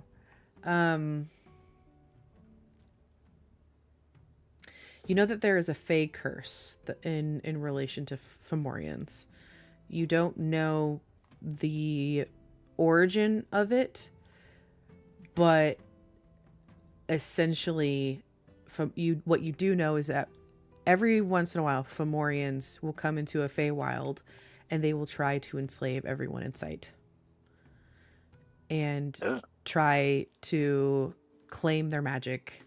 It's not necessarily like we're going the slave route. It's like it's a power grab for magic. Gotcha. And they're trying to unite those fey creatures with under their own banner.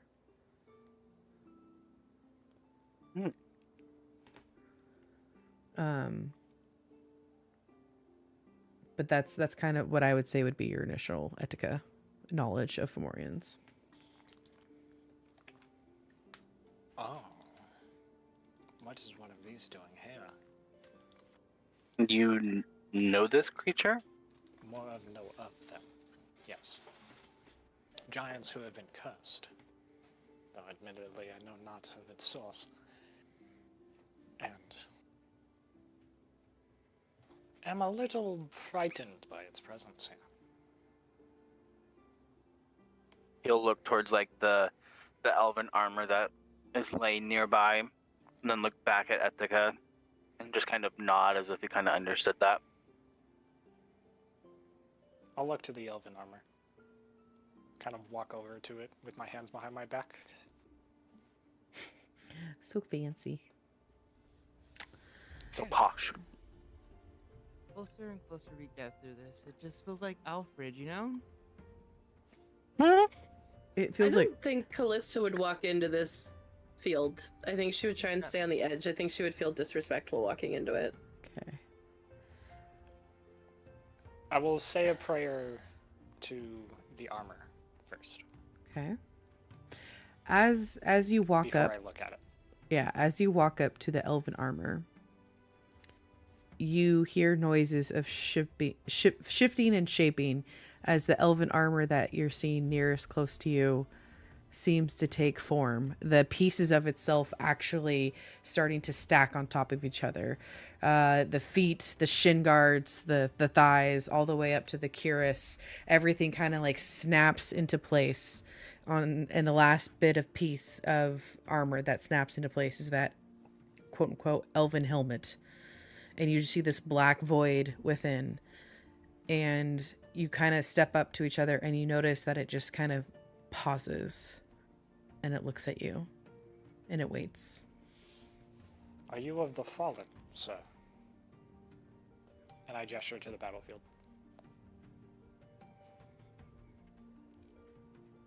as you gesture to the battlefield, the same arm mimics and gestures to the battlefield, and it lifts a heavy sword. I take a step back, and I give it a bow. It takes a step back and it bows. I tilt my head to one side, and then to the other. It mimics the movement from one side to the other. Wow. Vaughn has been watching very curiously.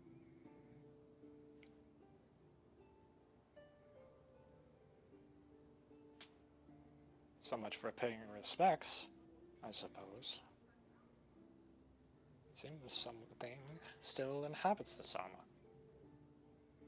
Or perhaps your little, what did you call it, prayer?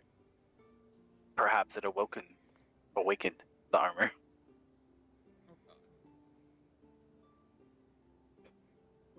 I'll kind of think for a second and then say to it, be still. And I'll try stepping to the side. It steps to the side. Well, worth a shot. It seems to mimic my actions one-to-one. I have an Now, idea. what to do now? Vaughn will kind of walk towards him and kind of step in between him and the armor. Okay. And then he'll start testing it as well, like flailing his arms a bit, like nodding his head, just kind of weird generalized movements to test if it receives him as well. As you step closer and in front of Etika, that the suit of armor also mimics your movements. And as you do so, another suit of armor, kind of probably like 5 feet or about 8 feet away, another elven suit of armor raises. And as you shake your body and do a dance, it also shakes its body and does a dance. This is a bit concerning. And then he'll stand back so that him and Etika are kind of back on the same plane, I guess. As you take a step back, both suits of armor take a step back. It certainly has some implications. Well, now there's 2, so I would definitely say so.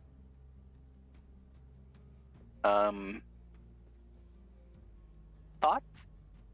He'll turn towards Etika, kind of expecting some sort of answer.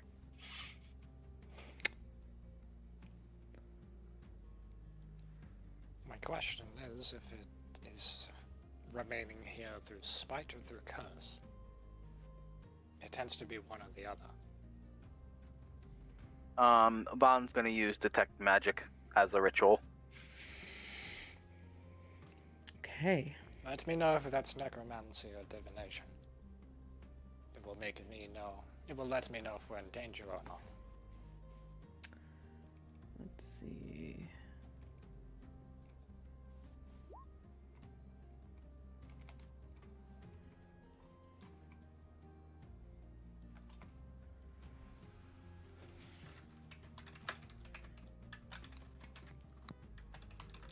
I'm just looking up something real quick.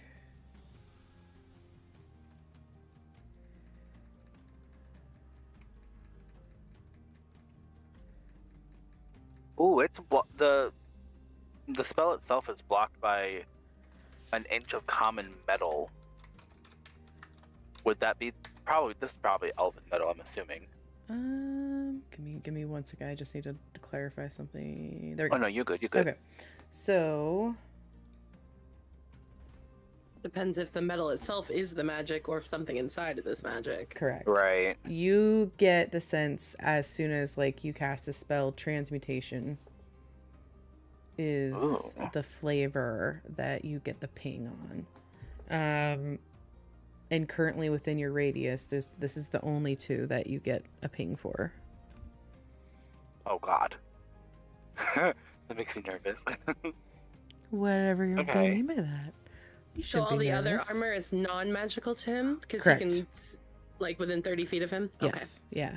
So it's just. And how deep are this? Is like half a specific. football field. How deep do they go into this field? Maybe 10 feet.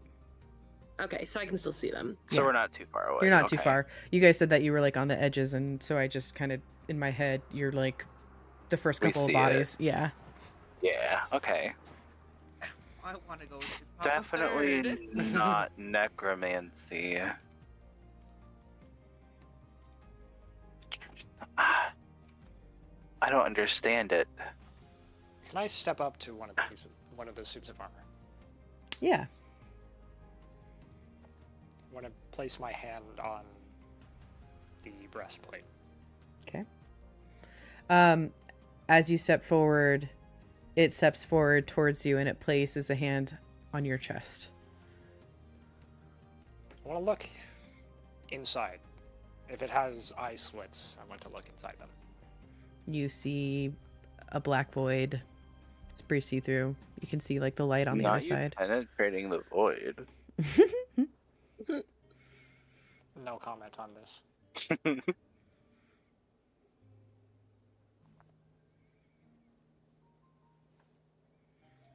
And it's about your height. Oh shit. It seems to be adapting to us. Mimicking. Yes. I'm going to look around for any signs of a body. Specifically Elven. Yeah, make a perception check. Or, well, more specifically, I'm looking for a ladrin. Oh, Sorry, I had a thank you for the follower. That it cut out your what you just said. Can you say that again? What you're looking for? Elven, or more specifically, a ladrin. Ah, more specifically a ladrin. Yeah, go ahead and make me a perception check. Is that a Thank you so much for the People? tier 1 Is that subscription. a- person? No. that's a 3. That is. What is an electron? Super Just duper curious. appreciated. Thank you so much. Seriously, welcome in, It's a welcome little in. complicated, but Elven Like a family ancestors. game? Elven ancestors. Mm, Oh, okay. Okay. Well, Okay. I don't think you saw shit. Pastel. I'm so sorry. Elsie, I've been the worst DM. The sass. The I closed my fucking eyes. sass. Amazing. Okay. So Into the void, his eyes melted. I turn around and I don't have eyes. Not that. it's like Perception the goes horribly wrong. yeah, exactly. I'm getting like the like a Indiana Jones ass, like your eyes are just burnt out. Anyway, Oh. let's just go that level. No, I'm kidding. So you're just completely, and don't take this the wrong way, enamored with like the armor in front of you. You look around and all you just see, and probably you just feel a little bit overwhelmed by the amount of elven armor that you're seeing on the battlefield. It very much outweighs, like there's way more elven armor than Fomorian. And you get this like foreboding feeling of like how much death is on this field. A lot of elven lives were lost or sacrificed here. And those feelings kind of take over as you look back towards this armor in front of you. And maybe it tickles a far off memory of another time, another place, another duty. It might, but it would feel foreign to me. Mm-hmm.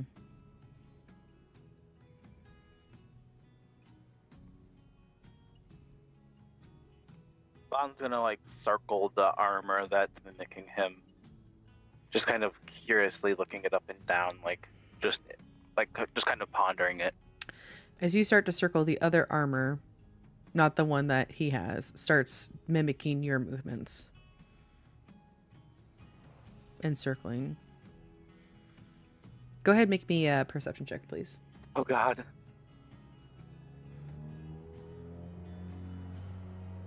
Hey. Oh, shit. 23, let's go. We finally perceiving shit. We can see. Okay. So I love being able to see. Oh God. Oh no, I don't like Uh-oh. this. Don't I stop don't like being it when you giggle. No, I'm kidding. So no, I didn't just do a dance in my own seat. What are you talking about? Okay. Not So, that. You've reached the fun part. as you like look around and you see the other one kind of mimicking you, this one's not like as well put together as far as like when it kind of like combined itself together to stand up.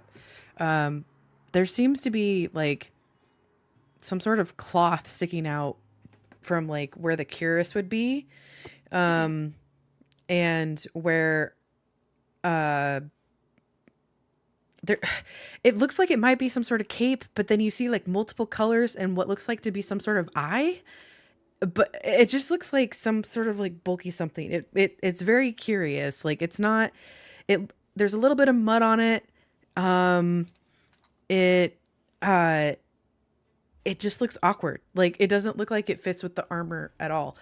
In fact, when you kind of look around where it popped up, it looks like it was sunk in the ground with it and maybe got stuck in the back of the armor. But I would say it would look to be something about, what is this? A couple feet long, if that. Oh shit. Okay. Brown in nature, you're not sure, but you do see like multiple colors. Holy shit, thank you Okay, so much. What? Mom's This is gonna my reach first hype towards train. What the this hell? fabric Thank you, and Switch. attempt to, 23. like, grab it. What the fuck? And, like remove it from the armor. Holy What would I smokes. do for that? Strength, maybe? Or Yeah, as you step closer, it steps closer to you, and you reach around, and your hands, like it feels fabric, something like Mhm. fabric, and you do attempt to like pull it, and it grabs like it mimics you, and it grabs the back of your shirt and like tries to pull. It does Oh, seem like God. whatever this thing is, this fabric that you're feeling, feels like some sort of like a top of a bag or something. It's like pinched in there. Like, you know how cuirasses like come together on the side and usually like there's belts and Yeah. stuff. That's where it's Mm. kind of stuck. So it is going to take a little bit of a pull. okay. If you want to make But with it grabbing onto me. it is. It's like attempting, yeah. So it feels really uncomfortable. Go ahead if you want, make a strength check. I think I will. I'm not very proficient in strength though, so I'm nervous.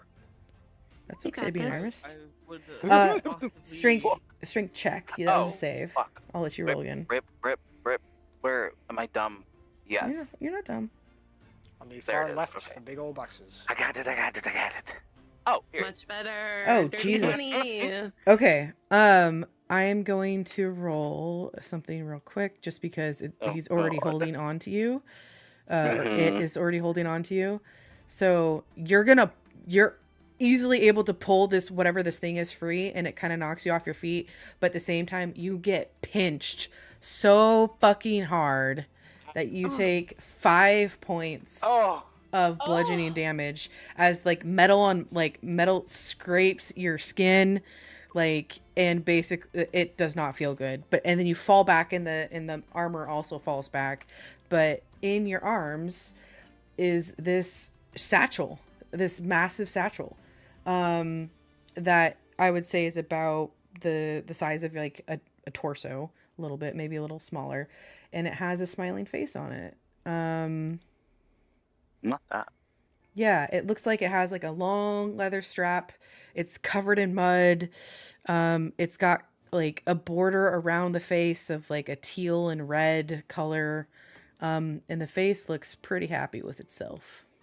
And it's got like a little tassel at the bottom. Cute. Okay. Can I do a history check on it, or like? If you want. Okay. Bet. Wow.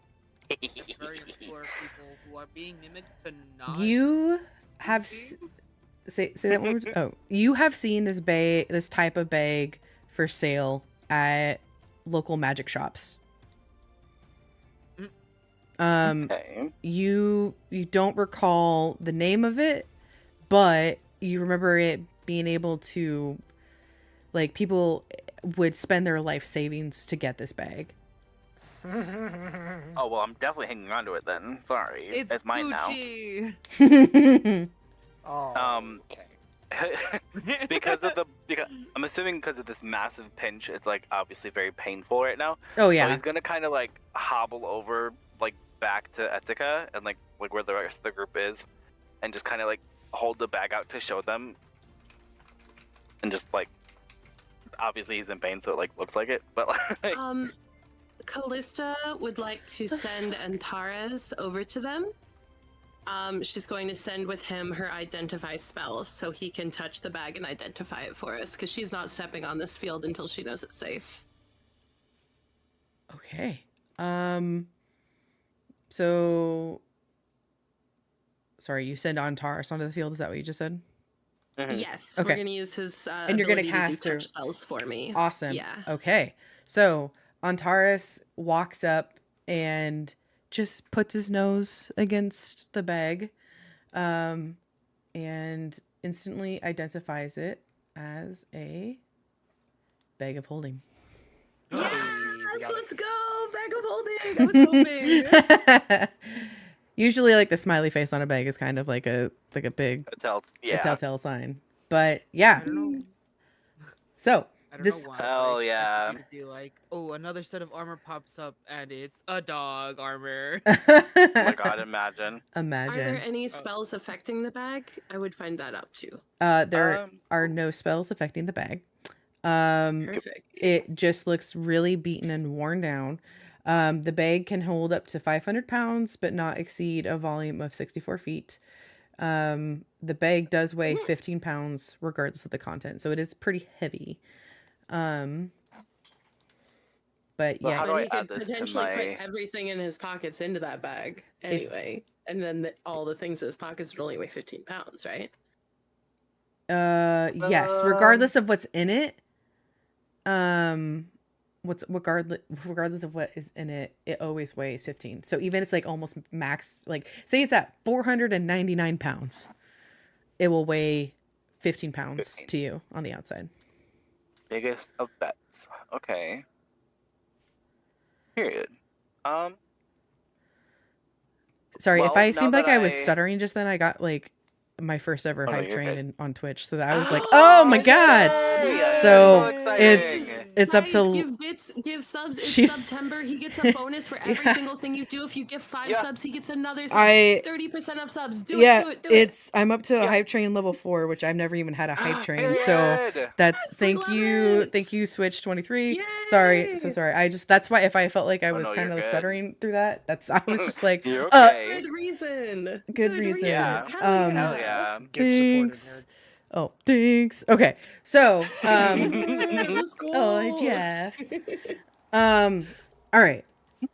Where were we? Bag of holding. Awesome. Cool. Yeah. Staple thing in Um, D&D. It is. I've been waiting to give this to you guys. So, Give me it. yeah. So at this point, so like you're kind of like holding your side, right? Like in pain. If I would honestly argue that like there's potential for a rip on your shirt because that was pretty high damage. That was 5 points of just like glove damage, right? So, the other or like the armor itself is also mimicking like whatever. Actually, no, Antares, no, it would still be mimicking you. But yes, basically whoever is closest to the suit of armor, it just mimics their moves. Okay. That is what you all of you would gather at this point. Vaughn's first initial thing after like finding out what this is to see what's inside it, if anything. So maybe investigation Well, if you just or if you open it up, you just look down and it just looks like a void. oh, so he wouldn't be able to know if anything was in it. Okay. Can I gently place my hands underneath the rim of the helmet? Yeah, go right ahead. On the suit of armor that you've been standing with your hand on its chest. Wait, Al. Mhm. We just had a quick of action of a simple tug on a bag on that other armor. Are you sure you want to grab what is theoretically your jaw? Go ahead and say that in character. He just did. What do you mean? No, I I'm said kidding. I now. said I'm a kidding. character. I'm kidding. Say that in character then. Ugh. I think Alright. you should say it in character. He needs to hear it. So as this like scene of the bag off to the left side is happening, off to the right, you guys watch as Etika removes his hand from his chest and places both hands on top of the armor, and the animated armor does the same thing to his head. They are both currently grasping each other's head.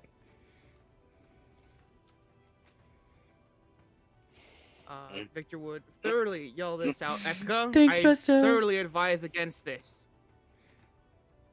I will not make as Brutus of an action as Vaughn will. But I do wish to lay these pieces of armor to rest. The battle is done. I will slowly begin to lift the helmet. Slowly. Okay. I need you to make a... Can I guide myself as well? Of course. Well, no, you can't, because guiding is an action. I will. Nice try, though. So I need you to make a sleight of hand check, please. Okay, do a reaction. Boop. Take 6. All right. Just to cause a little bit of damage because it's getting pulled on your head as well. You unfortunately you feel whatever magic entity that is keeping the like this animated armor stitched together holds, but you do start to feel your own neck muscles strain a little bit, and you get 2 points of. It's not bludgeoning. Just you get 2 points of like internal damage to your neck and your shoulders. You are welcome to try again. I'll feel a little bit of pain and I'll stop. Okay. But I would like to try again in a second. Reaction or something. Yeah, to, you can like, get a reaction. Go ahead. hop over Etika and like pull off the helmet. Okay. Go ahead and make a sleight of hand check, please. Damn it! I was hoping you would say acrobatics. About to have a instead, third and- set of armor. God damn it. You told me it was good. So you Better. hop over. You can see Etika like straining, and at the moment that he kind of releases his own try, you're able to kind of with the force of your own movement just like pop the helmet, and the moment it separates, the rest of the armor just falls heavily with a thunk into the ground. Oh, thank you so much. I take a firm step backwards from it and have a horrid look in my face. The animated armor just remains still. I'll look to Victor Oh, and then down at the helmet in his hands. It just remains still.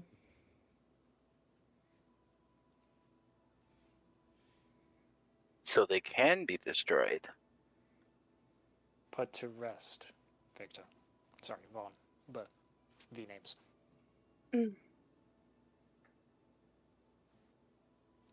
Well, whatever. You got rid of it. I don't know if it's still. It's just standing there. We don't know if it's Oh, put wait. to rest. It collapsed. Oh, okay. I thought it. Wait, did it collapse? I thought Shaney said I said standing. it collapsed. No, I said Oh, the okay. moment that you popped the helmet off, It just fell to the it ground. just fell to the ground. You're holding the helmet, but the rest of the armor like fell heavily to the ground. Okay. That's what I thought. That's what I I have a like, +2 dex. I'm a fucking fake. Can I succeed one dexterity check? No. no, you're not allowed. Not if I Callista should be- can achieve a perception check. Jesus, don't start. Okay. If it was dexterity, I'd be fine. I got. At this point, we need to create a bingo card for all y'all's character for the different roles. Jesus. Yes. Callista actually passes a perception check. Oh. Okay. Oh, I will Yes. eventually, would someday. kindly grasp Someday. your mimicking armor set. Perhaps you should instead. Huh? It strained my neck some when I tried to do it myself. Exactly why I told him to just hold, not yank the helmet off. I misunderstood. You didn't misunderstand. You just wanted to do what you wanted to do. So, Fawn, if you could, hold on to your armor. I'm gonna try and get the helmet. Okay. Vaughn will walk back up to the armor that was mimicking him. Just put one hand on either side of the helmet. Does the No, same no, thing. no. Go to the shoulders. Go for the shoulders, please. Wait, Oh my what? god, please. I'm so confused. Hold on to his a piece of him that's not the helmet. That's You all I don't ask. want Oh, I didn't armor catch that to part. have its hands on your head, dummy. Oh. Don't you guys Right. understand? Right. It's Okay. a mirror. A lover's please, what you embrace. did not know. Let me have your head. He'll- Please You're let the me only have one your with head. sense in this moment, please. All right. He'll awkwardly grab like the shoulder. Is it called caplets? Yeah, I think that's right. Pauldrons. Yeah. Pauldrons. That's what I was trying to think of. Yes. Yeah, I got He'll you. gently grab that like awkwardly. Like at this point, I'm imagining it kind of looks like they're about to like dance. Perfecto. Do you want me to still roll the same thing if I would try to like hop over Vaughn to Yep. rip the helmet off? Yeah, that's a specific mechanic that the game has in it, so I'm going with it with the sleight of hand. Got it. If you hold So- before you roll, knowing that that's what it takes. If there's anything anyone else wants to help with the buff of the roll, now is the time to do so. I can guide you if you want. That'll be awesome. I will speak. I'm gonna use bardic inspiration for this as well. Are you sure you want to use a bardic for this when guidance might do it? You only have so many. True. And Let we- him use We guidance. just had our long rest, so it might be a minute True. before we get another one. Yeah. True. Yeah, let him use bardic or guide. Yeah, Alright. because it adds a D4, It which is does. basically the same as your bardic. Is your bardic D6 now? It's a D6. Yeah. Okay, not So that. roll the Yeah, sleight of I hand think and then a D4. better. Not advantage. Yeah. Just your Just regular. sleight of hand plus a D4. Got it. There's that. Ooh. All right. Hey, 16. And with this, Oh, with yeah. a little bit of a twist, you're able to pop the helmet off this animated armor, and once more, the armor falls to the ground, not moving. Etika flinches as it collapses to the ground.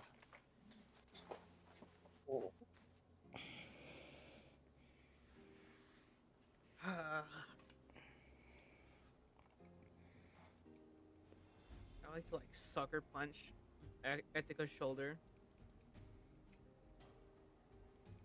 Vaughn will just kind of shake a little bit, like he wasn't anticipating that to go well, so he's just kind of like shaking in like relief, just kind of like. Both of you are messing around with armor that is clearly mirroring you both. And yet, you both went for vital organs? Hey, but at least I got this bag. It's what I've taken my ears at best.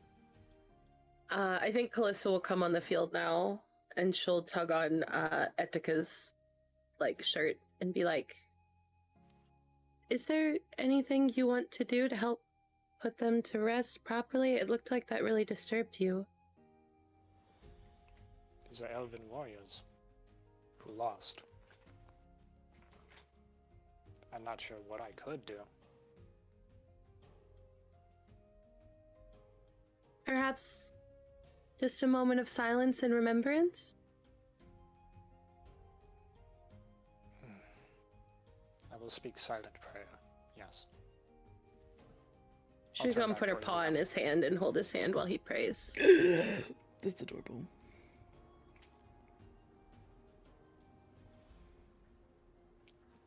I will mouth Is the there- words, but I will make no sound. She'll just bow her head and be present for him. It will last about a minute. I unfortunately don't know. Do I know ceremony? Alas, it Don't would think be. you do.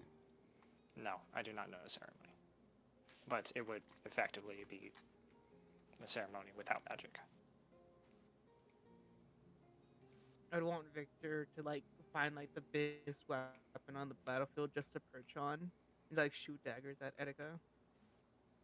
Oh, he's really mad at Etika. All right. What's it called? His tail's just like flicking like a cat when they're just pissed. As I finish my prayer, I'll look over to the weapon in your hand, and I'll turn toward you. I'll walk toward you, and I'll take a knee, and raise out both of my hands to take the weapon. Wait, what? Who has a weapon? Oh, I think he was sitting Victor's on a weapon. top. I'm sitting on top. You said you got one of the elven weapons, or? No, I'm sitting on top of the biggest weapon there is to see. Yes. Sitting. Yes. I'm perched on top. He wants it. He wants it. I have taken a knee and asked for it. What do you? Yes. Yes, Victor. You want the weapon? I'm confused. For the love of... I'm elven, you idiot. You be nice to him. May I please Oh, have we're the not. weapon so I may pay my respects?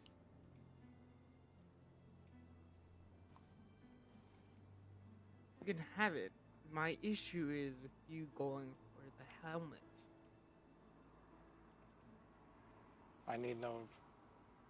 I have no need to further explain myself.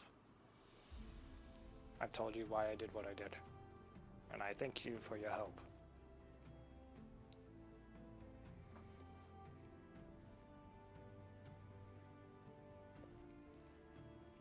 A Victor soul will, like, being trapped step up is to the weapon, perhaps smack him. the greatest. Wait, did Victor just say he'd smack him? With his tail. Oh. But my head like jerks to the side, but I don't come back up. I just look off to the side and stand there. Oof. How exactly do you know that there's a soul in this sword? I never said of the such. But you said you just want to put a spirit to rest. That would imply that there's a spirit in the sword, no? No, in the armors. It is more of a turn of phrase. So then A why do you warrior need and the his sword? weapon are often one. I think he just means that the sword and the Just armor, give me the like, weapon, set-wise please. goes with the person, you know? Victor, just give him the weapon, and if he gets a paper cut, then he gets a paper cut. I'm off the weapon. I he can get it turn. I himself. finally come back up, but I don't look at you. One, is a battlefield really a place to be cracking jokes such as this? Look around you, Vaughn. I see your people, not mine. Oh. You really are as heartless as I thought you were. Pretty is as pretty does. The weapon, please.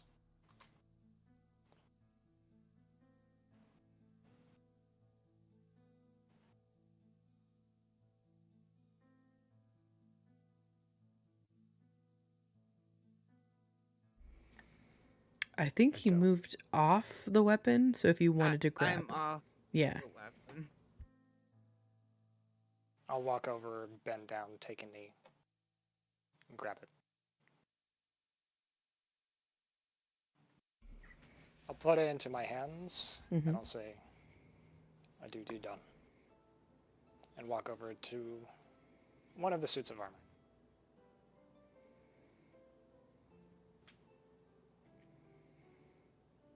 And I'll jam the sword into the ground and walk away. Okay. Your party reconvenes. You continue back towards Slanty Hill. You guys start to hear what sounds like the shifting of underbrush, and you turn back just in time to see the land take back the animated armor, all the different pieces, as they become buried within the land. And standing alone in the battlefield, seemingly in some sort of now stone, is a sword.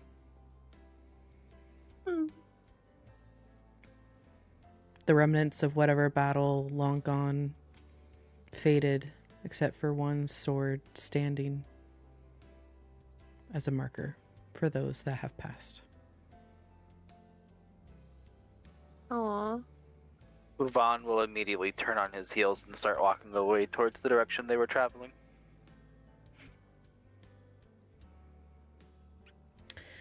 Your party You said makes Heelys. what? I thought he said Heelys. Oh, like he was Heelys through the swamp. Vaughn Heelys away through the swamp. By the time your party reaches back to your original location of the Slanty Tower, you feel like you have done approximately a day's worth of travel, and it feels like the evening. You have come back. You look around. You still see the remnants of the war-torn, like, quick battle that you had with those snakes. The vines still there, and you look up and you still see the basket of that air balloon, the hot air balloon that had crashed into the Slanty Tower. Okay, so the way we got up to the tower, or to the hot air balloon You before, flew. was the wings. Mhm. Do we want to use the wings again, or do we want to find another way? That is up to you. I mean, was trying to the see if I pseudo could dragon doesn't know activate anybody else. Hang on, what was Frosty saying? Sorry, yeah. It's because I'm really proficient at acrobatics. I was wondering if I could probably just scale the side of it.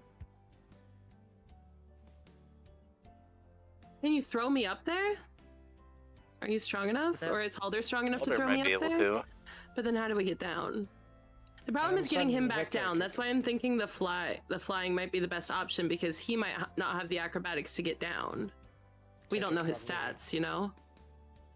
Victor has a bit of a turn of phrase when he says if he can get himself up there, he can get himself down. Himself. There's gonna be 2 people coming down. Does the dragon fly? He has wings. He's a Doesn't mean he pseudo. flies. Chickens don't fly. True. With all due I mean, they respect, glide. Your Majesty, he is tiny as well. I know, that's why I like him so much. I wanted to save him, and this sucks, but go ahead. Go on.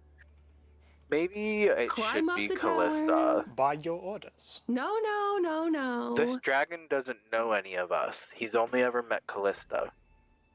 Can I Okay, but climb the could I- tower with Callista and Yeah, can I piggyback ride? piggyback ride? How was loud so are you guys pretty sure being probably as to you're the at the back. base of this hill? Probably Pretty very loud, loud, seeing as pretty we're like loud. arguing. Yeah, we're being very loud. Your Majesty, have you returned? No. Yes, we're down here. We're trying to figure out how to get up to you. Oh my goodness gracious, I was so worried. Please be quick. I've been up here for so long. I'm sorry. Okay, is Victor a big enough person for me to ride him? He's 6'2". I'm 6'7". Yeah, Six yeah. 6'6"? He's very Yeah. he is triple your height. Pretty sure he's the tallest in the group. Yeah, you would be able to Easy. easy, yeah. Okay, Callista has the key in her pocket. She's just gonna look up and Victor, and with with no qualms about it, she's going to say she's not gonna say uppies, because she's gonna be like, okay, up. I would say. What would you in a roll? So for this, it's gonna be an athletics check, and then Callista, don't you have like a power where you can jump? I do. I can jump very Hop. high. Let me check how high. Because if I fail, well, the thing is, I might be able to do this by myself, because if I fail a dexterity saving throw, my lucky footwork gives me an extra d4. And my rabbit hop, I can jump 5 times my proficiency, which means I can jump 10 feet.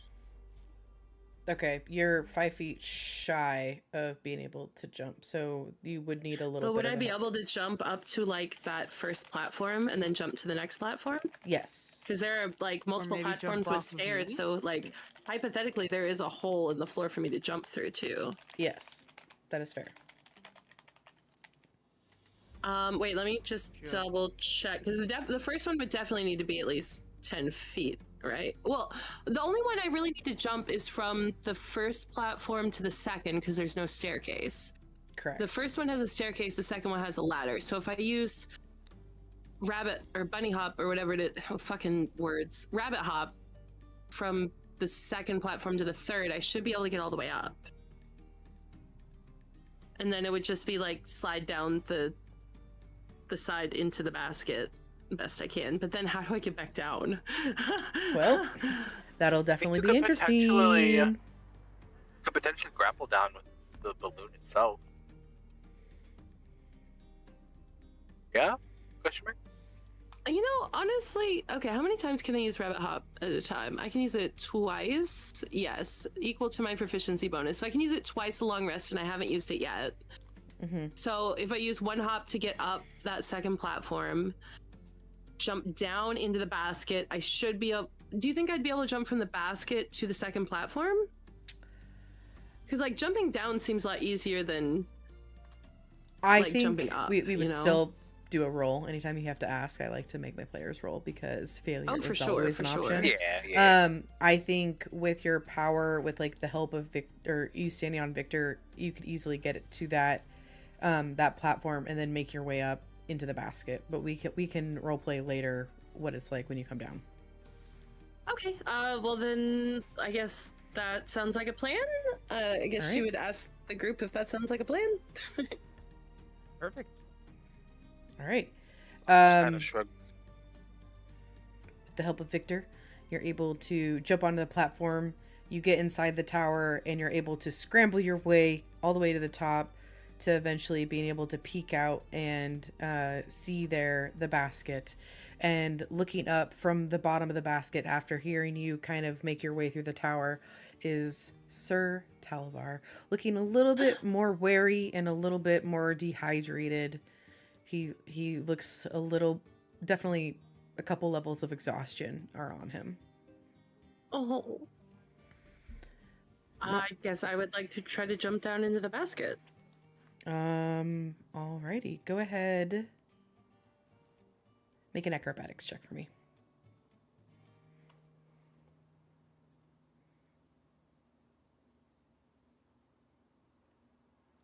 Is that dexterity? Yes. I can add a d4 to it with my my footwork. Yeah, go right ahead. Okay. So wait, I can just like R1d4, right? I believe. Oh, perfect. Yeah. Oh, good. Okay. But I mean, it's still not like over 10, but it's better than it was. Well, the threshold was 9. Because not everything is always Phew. 10. So, I mean, you're very dexterous. It was not very far. You know, if you had done anything below that, there would have been shenanigans. But you're able to hop down into the basket. The one thing you are of note, though, you hear the sound of ripping rope as you look up, and it does seem over time the ropes that are holding it on the slanted tower, you realize now 2 of them have already been broken. Oh no. And with the force of your jump, you hear the rip, and the second to last rope is on its way out. Oh no. Okay, hi, Sir Talver. I'd love to chat, but we have to move quickly. I've got this key. We're gonna see if it opens this cage. Alrighty, all right, yes. Good luck. I'm ready when you are. I will attempt to unlock the cage. All right. You easily slot the key into the keyhole, turn, and you hear a few clicks and whirls, and you see now that the key does match the silver of the cage, and there's a little bit of a sheen that kind of like basically turns off whatever maybe was keeping the cage together, and the door to the cage creaks open, and Talavar steps out, and you hear the snap of one of the ropes breaking, and you all of a sudden you feel the basket kind of thud against the tower, and Talavar tumbles forward into your arms a little bit. Oh my good, Your Majesty, I'm so sorry. My apologies. I did not mean. And you hear the ripping of the final rope. Not at all. She's gonna instinctually just like grab onto him as tight as she can to try and keep him safe. Okay. He goes, "Oh, that's a little tight. Let's see. Where hold on." And he stretches out his tiny little wings. And he goes, and he hops up to the edge of the basket, and he goes, "Hold on, Your Majesty."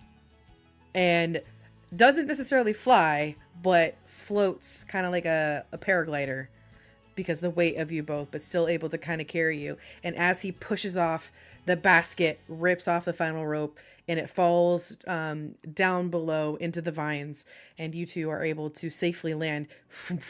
And he kind of lets go of Callista and tumbles himself as he is completely exhausted.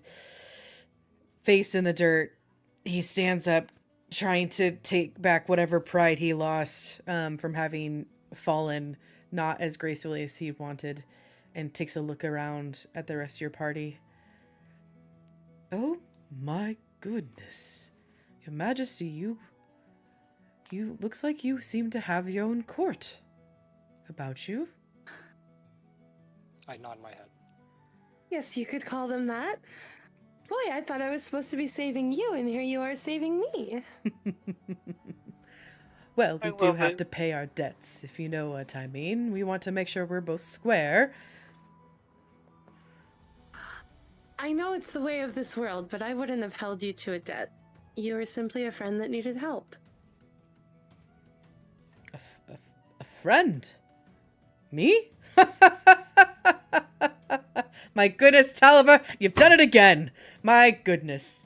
Your Majesty, thank you so much for the lovely little compliment. Please, introduce me to your friends here. Again, I I cannot would stress love enough. to. He is tiny. He is shorter than Callista. This very, very tall gentleman here is Victor. And the almost as tall, pale gentleman here, this is Etika. A pleasure. He bows to each. The very haunted gentleman on your left is Vaughn. He'll just kind of like wave a few fingers in their direction. His eyes And this kind is of my narrow. good friend Halder. Oh, sorry. No, you're good. He just looks over at Vaughn, and his eyes narrow a little bit, just for a brief second, and then looks over at Halder and goes, Well met to you all. My goodness, you really saved my bacon from what just happened. Oh, that'll be a story for the ages, my goodness. Saved by a queen herself and her ragtag band of adventurers, dare I say? We've been called worse. Ragtag, I'm wearing a suit. Oh no, that title's very fitting. Oh, yes. Oh, yes. My goodness. Oh, I smirk at him. it is. Does anybody have anything to eat or drink that I could partake in? I would like to hand him some rations. We got rations, right? Thank you. We could give him one of the mushrooms if you wanted to save the Just ration say I have rations. nothing. I have my pumpkin. Or Feed him perhaps we the could. mushroom. It looks like you need a rest, and we've been traveling all day getting this key. Maybe we should make camp, and we could cook up some of these mushrooms I got. That sounds like a delightful plan. I do not mind being at the base of this here tower for one more night. I will have to be off in the morrow, though. I'm sure you have a lot to do. Newfound freedom and all. Yes, and I must get back to my queen.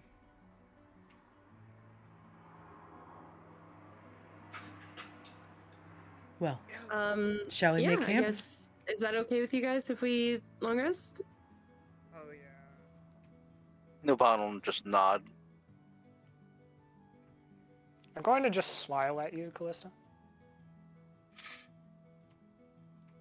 Can I use the fabric from the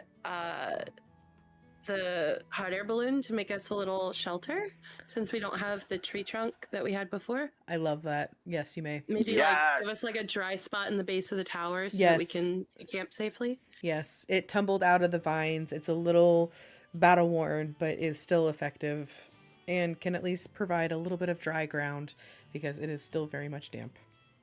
Mm-hmm. And I think with your party settling in for a long rest, that's where we will end our session tonight. Yes. Perfect. We We get to know. celebrate our camp for the night. Yes, you Yes. do. Just to make it easy, everybody go ahead and clean up your sheets so when we start next time, the long rest is already completed.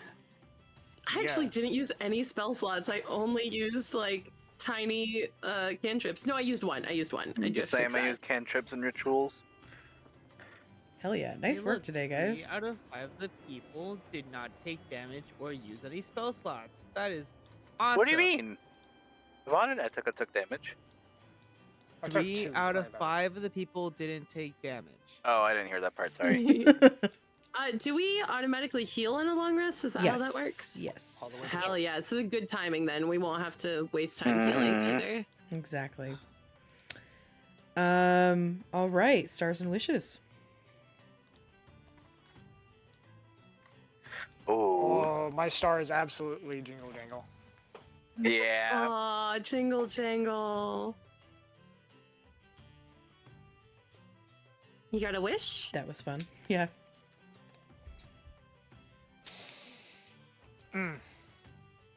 Say it. Do it. Yeah, he knows. Who knows?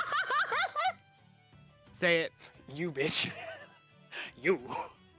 He won. Wow, how dare you talk to Frosty like that? Not you. Next time, Vaughn. So, well, it's less a wish and a going to be a character moment. Next time that Vaughn does something to that degree, I'm a snap. Just a little bit. It's So not So a you wish wish. for a moment to snap. It's a warning, Got it. Yes. Right, Okay. right now, Vaughn, you are officially on my shit list. Well, I can say this very confidently. The feeling is mutual. I have I done love the literally nothing to tension. you. This is 100% you. Oh? Yeah. Oh? You can't. Okay, Don't. I don't okay. understand why you're shocked, Steven. Okay. Vaughn has been a sassy bitch since we started. It's been more And than we a act, sausage and we bitch. act He like literally Etika doesn't have he- a personal brother. vendetta against Vaughn. Brother, you literally said cry about it to dozens of my people dying. Oh my god. Brother, I don't want to be near you. I don't want to talk to you. That's fine. Oh boy. All right. We got the drama going. Any other stars wishes? What's it called? I think a star moment for me was the taking the helmets off the armor sets. Hell yeah. Mostly because I'm like, yay, I got to activate myself above both of tall people. And you actually used the stealth stuff we were talking about during the break. We were talking about using your strengths better in the campaign, and you totally took the opportunity and did it. That was awesome. Also, you doing it suddenly did irreversible damage to Atticus Psyche. Have fun. You know what else your had wish? irreversible damage? I was there. The fact that you could have almost ripped your own head off in front of Victor. I took 2 damage. That was like my ear getting tugged.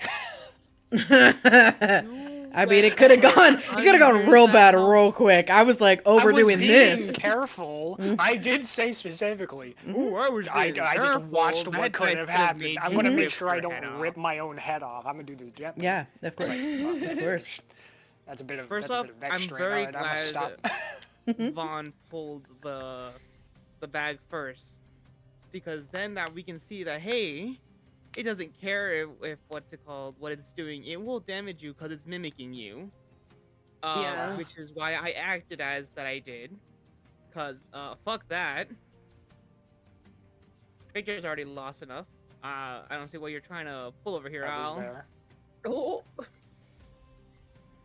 What's your wish? A wish though? I kind of do want more moments like this, the tearjerkers, especially with the jingle jangle.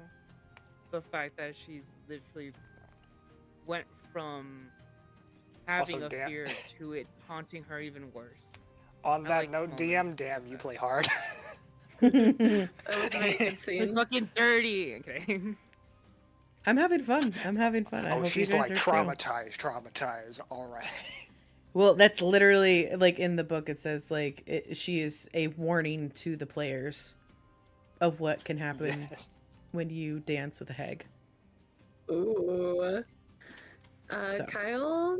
Steven?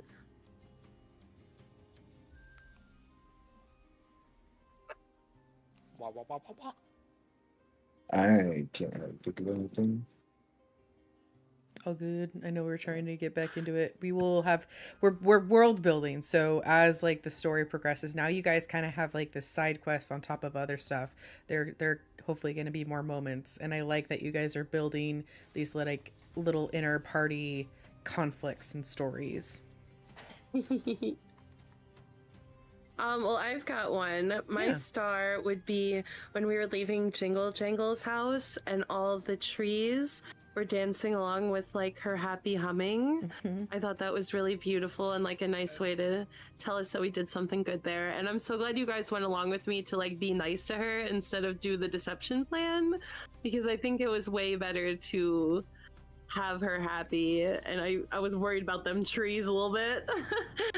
And my wish is that Roll20 would make a fucking dice jail for the whole first half of this session. We rolled horribly. That would be actually I a need to really cool punish the implementation dice, if they did okay? that. I need to punish the dice that are wronging me with these fucking perception checks. I can't. She is the least perceptive divination wizard I've ever Hey, seen. if you ever want to roll like real dice off of the side because you feel like the algorithm is just fucking you in the not nice way, it's fine. I was actually telling them earlier, somebody bought from Throne a mini dice set for me, so I have my first set of D&D Oh, dice. I'm so happy. That's awesome. Yeah, they're Nothing really like cute. it. Hell yeah. All right.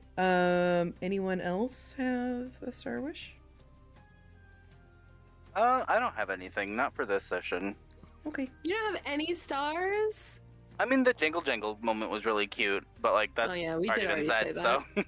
No Fair enough. worries. No worries. We All can right. all have the same favorite moment. It's Yeah. fair. Just do a here, you know? Here. Yeah. All right. Who gets the next inspiration for next session? I think Victor should if he didn't have it Yeah. last time, because that was sick. The flipping Oh, over wait, and hang like on, I'm looking at my oh, notes. that was so cool. And like we definitely had just had a conversation about trying to involve Victor and Halder more, and like Mhm. talking about what Victor's strengths are and how to use them better, and then like Frosty immediately implemented them. So like on a player level, I'm really proud of him, but on a character level, it was also a really cool moment. Fuck yeah. Yeah, Callista had it for this session, and then Oh, so I did have inspiration. you did. You know. And then Frosty did have it the session before, Gotcha. which I don't mind I mean, breaking the cycle. I'm tempted to just give it to Vaughn for genuinely being able to piss me off. So, thumbs up. That's on you, buddy. It's by definition not, but okay. I think Ediko is very good about not pissing people off this time around. He's been better. Sure. What do you mean better? I mean, I know what you mean, but what do you mean better? Okay. You started There is out a little rough. pompous. Okay, I feel like there's a level of like if you play a character that is pompous while you think you might have good intentions, people are like this It comes off as an entitled asshole. bitch, like can rub people the wrong Literally. way. So There was this one point where all Edika did was put his hands behind his back, and I literally could not help myself but say, out of character, "What a douche!" Like, it's the vibe he gives up, and it's okay. I like it. I enjoy it. I just want you to know that's the vibe. He's a fucking douche. Yeah. We love he's him. also He's a gonna grow sweetheart. to be a family member, but right now, I mean, those yeah. two, Calista just wants to take their heads and knock them against each other. Here's Like, the get thing, though. along. That holding himself high kind of thing is a mask. You should Yeah, not wait- have told me can't wait that. till You he should lets it not have down. told me that. Well, don't metagame, forehead. Mm. Mm. All right. Well, so I think the consensus was Victor. Yeah, Yeah, if we're it's okay with this if we're feat okay of with breaking that acrobatics. cycle, we're good. Hell yeah. All right. Victor. Yay! Take it. You're the victorious inspiration, Victor. Wonderful. Victor Victorious. Victor Victorious. Okay, so looking at calendars, Next session would be the 28th. correct. Sorry. Yeah. Let me check one thing. I do have a tournament that day, but no, it should be done by D&D time. That's Okay, fine. cool. For your guys' reference, I'm gonna be going to Texas again, but I'm gonna try and go on the 29th. Not the 28th, because I want to play D&D. Fingers crossed. Yeah. But I'll keep you updated. I pretty much can own that, so I'm comfortable going then. So all right. So the 26th, let me know otherwise. Otherwise, as I stated before, do not take this as a hint that you have to leave this chat, but this is where I will take my exit so you guys can bond and all that stuff. Thank you for playing. I had a lot of fun. Had my first hype train. What the fuck? Yeah, that's so Hell exciting. I went- yes, we thank love seeing you. chat. I went from like 4 subs to 22, and I'm like, what the flip? Okay. Stonks. Okay. Well, I'll take it. I'll take it. All gets I will- donated. So, all right, guys. Have a good night, and I will talk to you soon. Goodbye. Bye. Wait, do we have homework? Oh, Oh wait, you're that person. You're I lucky love they say homework. school. That's hilarious. I know, right? Okay, let's. he's the note taker and the homework lawyer. Don't worry. I just like our Ooh. homework, okay? Oh, and don't What forget, is- guys, we now have a thread, so we can put them in Discord as well as in your character sheet. Because I put Exactly. mine in my character sheet, and then I remembered the thread at the last second. If your character now ever that you say that, I collected have a question something, here. so like Jingle Jangle collected keys, what would it be? Ooh. Like, what would Oh, their I what know would their exactly. I to know to mine the immediately. level of Jingle Jangle? Like, what would their obsession be? I'll say that. All right. Talk to you guys later. Wow, that's a good one. Yeah. Mhm. Peace. Shaney, sorry, I'm so sorry. I have a Oh, question. yes. What's up? How do I go about adding the bag of holding to my thing? Oh, Like, how does that if work? you look it up, have your character sheet up, you can click and drag it.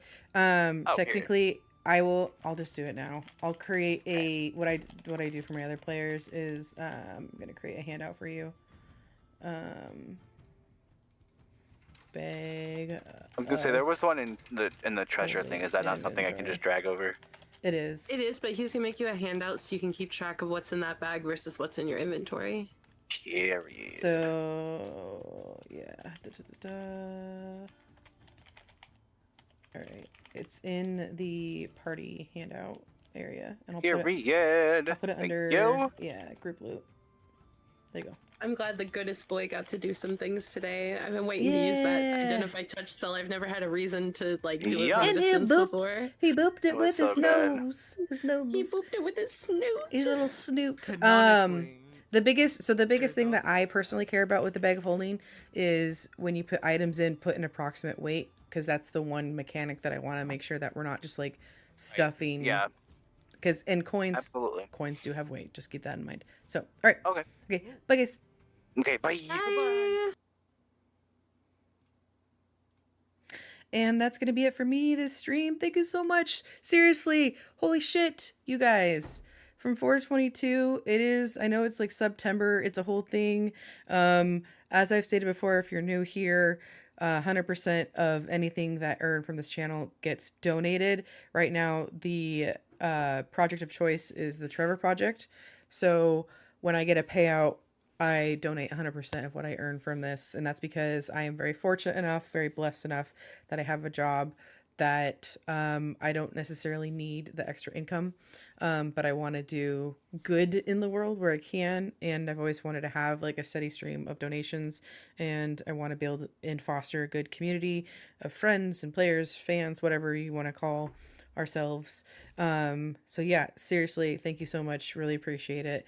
I'm going to hop off for the night. I'll probably be going back to Equinox just to do some PD work because I've been having fun doing that. If I don't see you tomorrow, which I will be around tomorrow, please be kind to yourself, drink water, and I will see you folks next time. Good night.